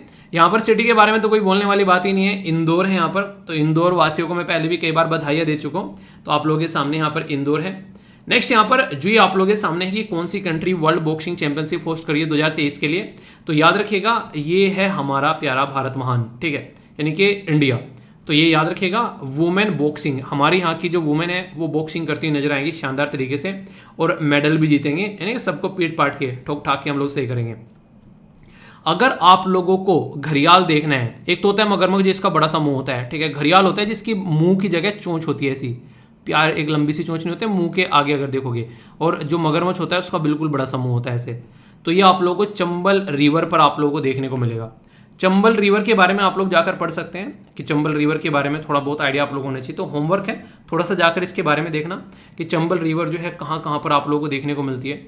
वैसे बड़ा ही इंटरेस्टिंग है, नेशनल चंबल सेंचुरी भी एक है जो कि यहाँ पर 3 राज्यों के ट्राई जंक्शन पर है, और ये क्वेश्चन एग्जाम में पूछा जा चुका है, उत्तर प्रदेश, मध्य प्रदेश और राजस्थान। ठीक है, चंबल के डाकू का नाम सुना है वीरप्पन को बोला जाता था ना सर, आई थिंक। चलिए बताइएगा किस किस को पता है। तो ये काफ़ी इंटरेस्टिंग क्वेश्चन है जो कि पूछे जा चुके हैं और आगे भी पूछे जा सकते हैं। ये क्वेश्चन है, इसका आंसर आप लोगों को सी देखने को मिलेगा, तो ये आप लोग देख लेना सी सेट वाला। मैं बेस्ट क्वेश्चन हो गया। अब आप लोगों की मैं थोड़ी सी इंग्लिश इंप्रूव कराता हूँ। ये जो शब्द हैं ये आप लोग की इंग्लिश लैंग्वेज तो इंप्रूव करेंगे ही करेंगे। आप लोग जब आंसर राइटिंग करते हैं उसमें भी अच्छे शब्द आप लोगों को देखने को मिलेंगे, तो आंसर भी इंप्रूव होगा। ऐसे लिखना है, आंसर राइटिंग लिखनी है आप लोगों को, या फिर कोई भी आप लोगों को दूसरा कुछ भी ऐसा राइटिंग में करना है, स्पीकिंग करनी है, एनडीए सीडीएस एसएससी बैंकिंग में आप लोगों को एंटोनिम सिनोनिम्स चाहिए, तो वो भी फुलफिल होगा आप लोगों का यहाँ से बेसिकली ये टारगेट। ठीक है, नए 5 शब्द आप लोगों की डिक्शनरी में ऐड करूंगा, कहने के लिए 5 है, वैसे शब्द बहुत सारे हैं। अगर अलग अलग शब्द पर भी सेंटेंस फॉर्म करना चाहें तो आप लोगों की श्रद्धा, भावना, पूजा, आरती, जो भी आप लोग बोले वो आप लोगों के ऊपर डिपेंड है, आप लोग अपने हिसाब से काम कर सकते हैं। ठीक है, बात है पहले शब्द के बारे में, तो यह है सेज। यहाँ पर इसको समझदार या कई सारे लोग इसको साधु भी बोलते हैं। ठीक है, एक तरीके से बुद्धिमान पुरुष, जो कि एक तरीके से सोच समझकर डिसीजन ले, आनन फानन में कोई भी हरकतें न करें। ठीक है, तो ये शब्द आप लोग यूज कर सकते हैं एक पर्टिकुलर पर्सन के लिए, इसके ऊपर सेंटेंस फॉर्म कर सकते हैं। कई सारे लोग आप लोगों ने अक्सर सुने होंगे काफी ज्यादा मतलब बोलते रहते हैं। ठीक है, मतलब चटर चटर चटर चटर पटर पटर पटर पटर करते रहते हैं। ठीक है, चू चू कर रहा है बहुत ज्यादा, बक बक कर रहा है बहुत ज्यादा। ठीक है, तो इसके लिए शब्द यूज होता है प्रैटल। ठीक है, तो यानी कि एक तरीके से बिना सोचे समझे कुछ भी बोले जाना, हंसते रहना, वो वाली पुलिस वाली हरकतें बेसिकली इसको बोलते हैं। हालांकि मूर्खतापूर्ण बोलते हैं इसको, पर लेकिन आज की डेट में ऐसे इंसान जो है जो मन में आया बस बोल दिया वो खुश रहते हैं, वो दिल में ज़्यादा चीज़ें लेकर घूमते नहीं है। ठीक है, पर लेकिन ये भी है कि कहाँ पर बोल रहे हैं, पता चला इंटरव्यू में जाकर बैठ गए, वहाँ पर ये हरकतें चल रही हैं, तो भैया फिर तो कुछ ना होने वाला है। ठीक है, तो ये सब था आप लोगों के सामने प्रैटल, इसके ऊपर आप लोग सेंटेंस फॉर्म जरूर करना। ओके, और ब्रैकेट में किसी दोस्त का भी नाम लिखना। ठीक है, जो कि आप लोगों को याद आए एकदम इसको सोचते हुए। मेरे भी याद आ गए एक दो दोस्त, मैं नाम नहीं बताऊंगा क्योंकि कई सारे लेक्चर भी सुनते हैं कई बार तो बोल देते हैं कि यार अंदर की बातें मत बताया करो भाई लेक्चर के अंदर में। मैंने यार दोस्तों की बातें बता देता हूँ, मैंने कहा नाम थोड़ी ना लेता हूँ यार। तो इस तरीके से चीज़ें चलती रहती है। नेक्स्ट काफी इंपॉर्टेंट शब्द है यहाँ पर, यह है नॉन प्रैल, यानी कि अतुलनीय। जैसे कि एक तरीके से हम लोग पेरेंट्स के बारे में बात करते हैं, उनको किसी के साथ में हम लोग कंपेयर नहीं करते हैं। जो पेरेंट्स के लिए इज्जत होती है, जो प्यार होता है, वो किसी चीज के साथ में आप लोग कंपेयर नहीं कर सकते। ठीक है, वो एक तरीके से आप लोग बोल सकते हैं एक मैचलेस है, आप लोग ऐसा बोल सकते हैं। तो वो चीजें हैं यहाँ पर, तो एक तरीके से जिसका किसी के साथ में बराबरी नहीं की जा सके, बेजोड़ बोल सकते हैं यहाँ पर इसको। ठीक है, बाकी इसके अपोजिट में जाए तो फैमिलियर है, नॉर्मल है, रोज तो देखते हैं और वही चीज है, इस तरीके से आप लोग बोल सकते हैं। तो ये भी एक काफी इंटरेस्टिंग शब्द है, और ये रेगुलर आप लोगों को न्यूज़पेपर में आप लोगों को देखने को मिल जाते हैं अगर अच्छे से सुनोगे तो। आप लोगों ने सब सुना होगा कि काफी लीनियंट हो गया है, तो लीनियंट यानी कि ढिलाई बरत दी है इस इंसान ने। ठीक है, किसी एक तरीके शब्द वहां पर भी यूज किया है कि कई बार अनडिजर्विंग कैंडिडेट के लिए भी एक तरीके से लीनियंट हो जाना आप लोग बोल सकते हैं। पर लेकिन इसका मतलब सीधे सीधे होता है कि कहीं पर चैरिटी कर देना। ठीक है, एक तरीके से किसी की हेल्प कर देना, या फिर वैसे ये ऐसे नहीं होता है। अगर ढंग से इसका शब्द का देखा जाए तो एक ऐसी चीज जिसके ऊपर हम लोग काफी लंबे समय से पकड़ बनाए हुए थे, अब उसको थोड़ा सा लीनियंट कर दिया, उसको थोड़ा सा छोड़ दिया है, ढिलाई बरत दी है, वहां पर ये शब्द आप लोग यूज कर सकते हैं। ठीक है, यानी कि जहां पर बहुत रूड थे वहां पर थोड़े से लीनियंट हो गए हैं। तो ये लीनियंटी वर्ड आप लोगों को यहाँ पर देखने को मिलेगा कि थोड़ी सी ढिलाई दे दी है यहाँ पर। ठीक है, 2 शब्द यहाँ पर मैं आप लोगों को बताऊंगा जो कि काफी इंपॉर्टेंट है और अक्सर आप लोगों ने सुना भी वहां पर। एक तो है यहाँ पर एक्सेंट्रिक, ठीक है, केंद्र भ्रष्ट होना, और यहाँ पर एक है बाजारे, यानी कि एक तरीके से यहाँ पर ये शब्द ऐसे हैं जो कि आप लोग याद रखिएगा और बहुत ज़्यादा यूज होते हैं। इसका मतलब होता है कि जो पैटर्न में चला हुआ है उस पैटर्न से डिफरेंट कुछ कर देना, यानी कि विचित्र काइंड ऑफ कुछ कर देना। ठीक है, यानी कि एक तरीके से विलक्षण होना, एक तरीके से विलक्षण व्यक्ति का होना इस तरीके से कि नॉर्म से हटकर काम कर गया। ठीक है, ऐसे नहीं, अभी सोसाइटी में आज के डेट में आप लोग देखते हो कई तरीके ऐसी चीजें जैसे नॉर्मली सोचते हैं कि लोग जो हैं आप लोग ऐसे नजर आएंगे कि ये काम लड़का करेगा और ये काम लड़की के होने चाहिए। पर लेकिन आज की डेट में बहुत सारे काम ऐसे हैं जो लड़के करते थे लड़कियां भी कर रही हैं, और बहुत सारे काम ऐसे हैं जो कि लड़कियां करती थी लड़के कर रहे हैं। हालांकि ये सेकंड वाला कम देखने को मिलेगा कि अक्सर लड़के भी जो हैं घर थामते हुए नजर आते हैं आप लोगों को कई जगह। ठीक है, मूवी भी बन चुकी है, का एंड किया, आप लोगों ने देखी होगी, नहीं देखी है तो देखना, काफ़ी इंटरेस्टिंग मूवी है जो कि करीना कपूर और अर्जुन कपूर की है। ठीक है, तो काफ़ी प्यारी मूवी लगी थी जब पर्सनली मैंने देखी थी वो मूवी। तो इस तरीके से थोड़ा सा डिफरेंट आप लोगों को नजर आएगा, तो ये शब्द भी आप लोगों के लिए काफी इंपॉर्टेंट हो जाता है। ठीक है, तो काफी प्यारी वोकैबुलरीज थी आज, आई होप कि आप लोगों ने सीखा होगा। एक रिक्वेस्ट है, हाथ जोड़कर कम से कम एक सेंटेंस जरूर फॉर्म करना। ठीक है, मेरे दिल को तसल्ली मिलेगी, मेरी आत्मा को शांति मिलेगी। पार्टिसिपेट किया करो यार, जो मेहनत होती है उसका कम से कम फल मिले जब आप लोग पार्टिसिपेट करते हो। ठीक है, तो काफी अच्छा था, आई होप कि आप लोगों के माइंड में इसको लेकर क्लैरिटी आई होगी। कैसा लगा आज का ये डिस्कशन जरूर बताना। और इंपॉर्टेंट पर्सनैलिटी के बारे में मैंने आप लोगों से पूछा था, तो इनका नाम आप लोग जरूर याद रखिएगा। इनका नाम है मोहम्मद इरफान अली। तो ये गुयाना के प्रेसिडेंट है बेसिकली हमारी कंट्री पे। ये आप लोगों को पता है कि जो 17 प्रवासी भारतीय दिवस उस पर एज ए इनको चीफ गेस्ट के तौर पर यहाँ पर इनको बुलाया गया। तो ऐसे इंपॉर्टेंट पर्सनैलिटी के नाम आप लोगों से पूछ लिए जाया करते हैं। तो कोई कन्फ्यूजन आप लोगों को नहीं होना चाहिए, अगर कन्फ्यूजन रहेगा तो फिर दिक्कत रहेगी। प्रवासी भारतीय दिवस हम लोग सेलिब्रेट करते हैं, वो पता ही आप लोगों को कि 1915 में महात्मा गांधी जी जो थे वो सबसे ग्रेटेस्ट प्रवासी माने जाते हैं, जो कि देश के अंदर आए थे साउथ अफ्रीका से। तो तब से लेकर हम लोग यहाँ पर ये पर्टिकुलर जो 2000 जो बेसिकली 2000 बोल रहा हूँ 1915 में जब ये आए थे, तो उसको लेकर हम लोगों ने एक डेट डिसाइड कर ली। अब उस डेट पर हम लोग प्रवासी भारतीय दिवस सेलिब्रेट करते हैं। तो इसके बारे में आप लोगों को पता होना चाहिए। तो बताइए आप लोगों को यहाँ पर वो डेट कौन सी है। इनके द्वारा काफी डिटेल में आंसर दिए गए, ये भी आप लोग देख सकते हैं। ठीक है, बाकी फीडबैक देना, लेक्चर कैसा लगा, अच्छा या बुरा, जैसा भी लगा बताना जरूर। और इसी के साथ में दिन आप लोगों का है यार, आप लोगों को इसको एंजॉय करना है, तो निचोड़ लिया करो दिन को, ताकि दिन जो है वो रोने लगे कि गलत इंसान के हाथों में पड़ गए हो। ठीक है, इस तरीके से आप लोग अपने शानदार तरीके से दिन को एंजॉय करना है। और यहाँ से जाकर पीडीएफ डाउनलोड कर लिया करो, सारी पीडीएफ जो है वो आप लोगों को इकट्ठे मिल जाती हैं। कोई भी डाउट आप लोगों को यहाँ पर नहीं होना चाहिए, एक एक पॉइंट जो है वो आप लोगों को यहाँ पर जाकर मिल जाते हैं। ठीक है, जो वीडियो बोली थी मैंने वो भी टेलीग्राम पर शेयर कर दी थी, इसीलिए नहीं दिखाई थी आप लोगों को बेसिकली, ताकि वहाँ पर देख सके जिसको देखनी है, क्योंकि वीडियो के अंदर तो वो कंपलसरी हो जाती है। और कई सारे बच्चे बोलते हैं सर ऐसी वीडियो मत डाला करो। यार ये सारी वीडियो अवेयरनेस की वीडियो है, और ये सारी वीडियो आप ही शेयर करते हो मुझे स्टडी लवर वीर पर। ये सारी वीडियो आपके थ्रू ही आती है, और आप ही बोलते हो शेयर मत किया करो। बहुत सारी तो इतनी खतरनाक होती है, मैं शेयर नहीं करता हूँ। एक मिनिमम ऐसी वीडियो रहती है जो कि आप लोगों को अवेयर करने के लिए शेयर की जाती है। ठीक है, ताकि कम से कम किसी इंसान की जान बच जाए यार, उससे तो ज़्यादा बेटर है नहीं। ठीक है, तो थोड़ा सा इनको आप लोग शेयर भी कर दिया करो, अगर आप लोगों को लग रहा है कि ये इन्फॉर्मेटिव वीडियो है और लोगों को फायदा पहुंचा सकती है। इसी के साथ में आसपास सफाई रखो, पानी और पेड़ पौधों को सेव करो, पॉलिथीन और प्लास्टिक बैग वगैरह बिल्कुल यूज नहीं करना है, और मौज लो, रोज लो, नहीं मिले तो खोज लो। तो बड़ों को नमस्ते, छोटों को प्यार, छोटी सी लाइफ एंजॉय करा। मिलता हूं नेक्स्ट वीडियो में, तब तक के लिए जय हिंद, और अच्छे से ध्यान रखना अपना। ठीक है।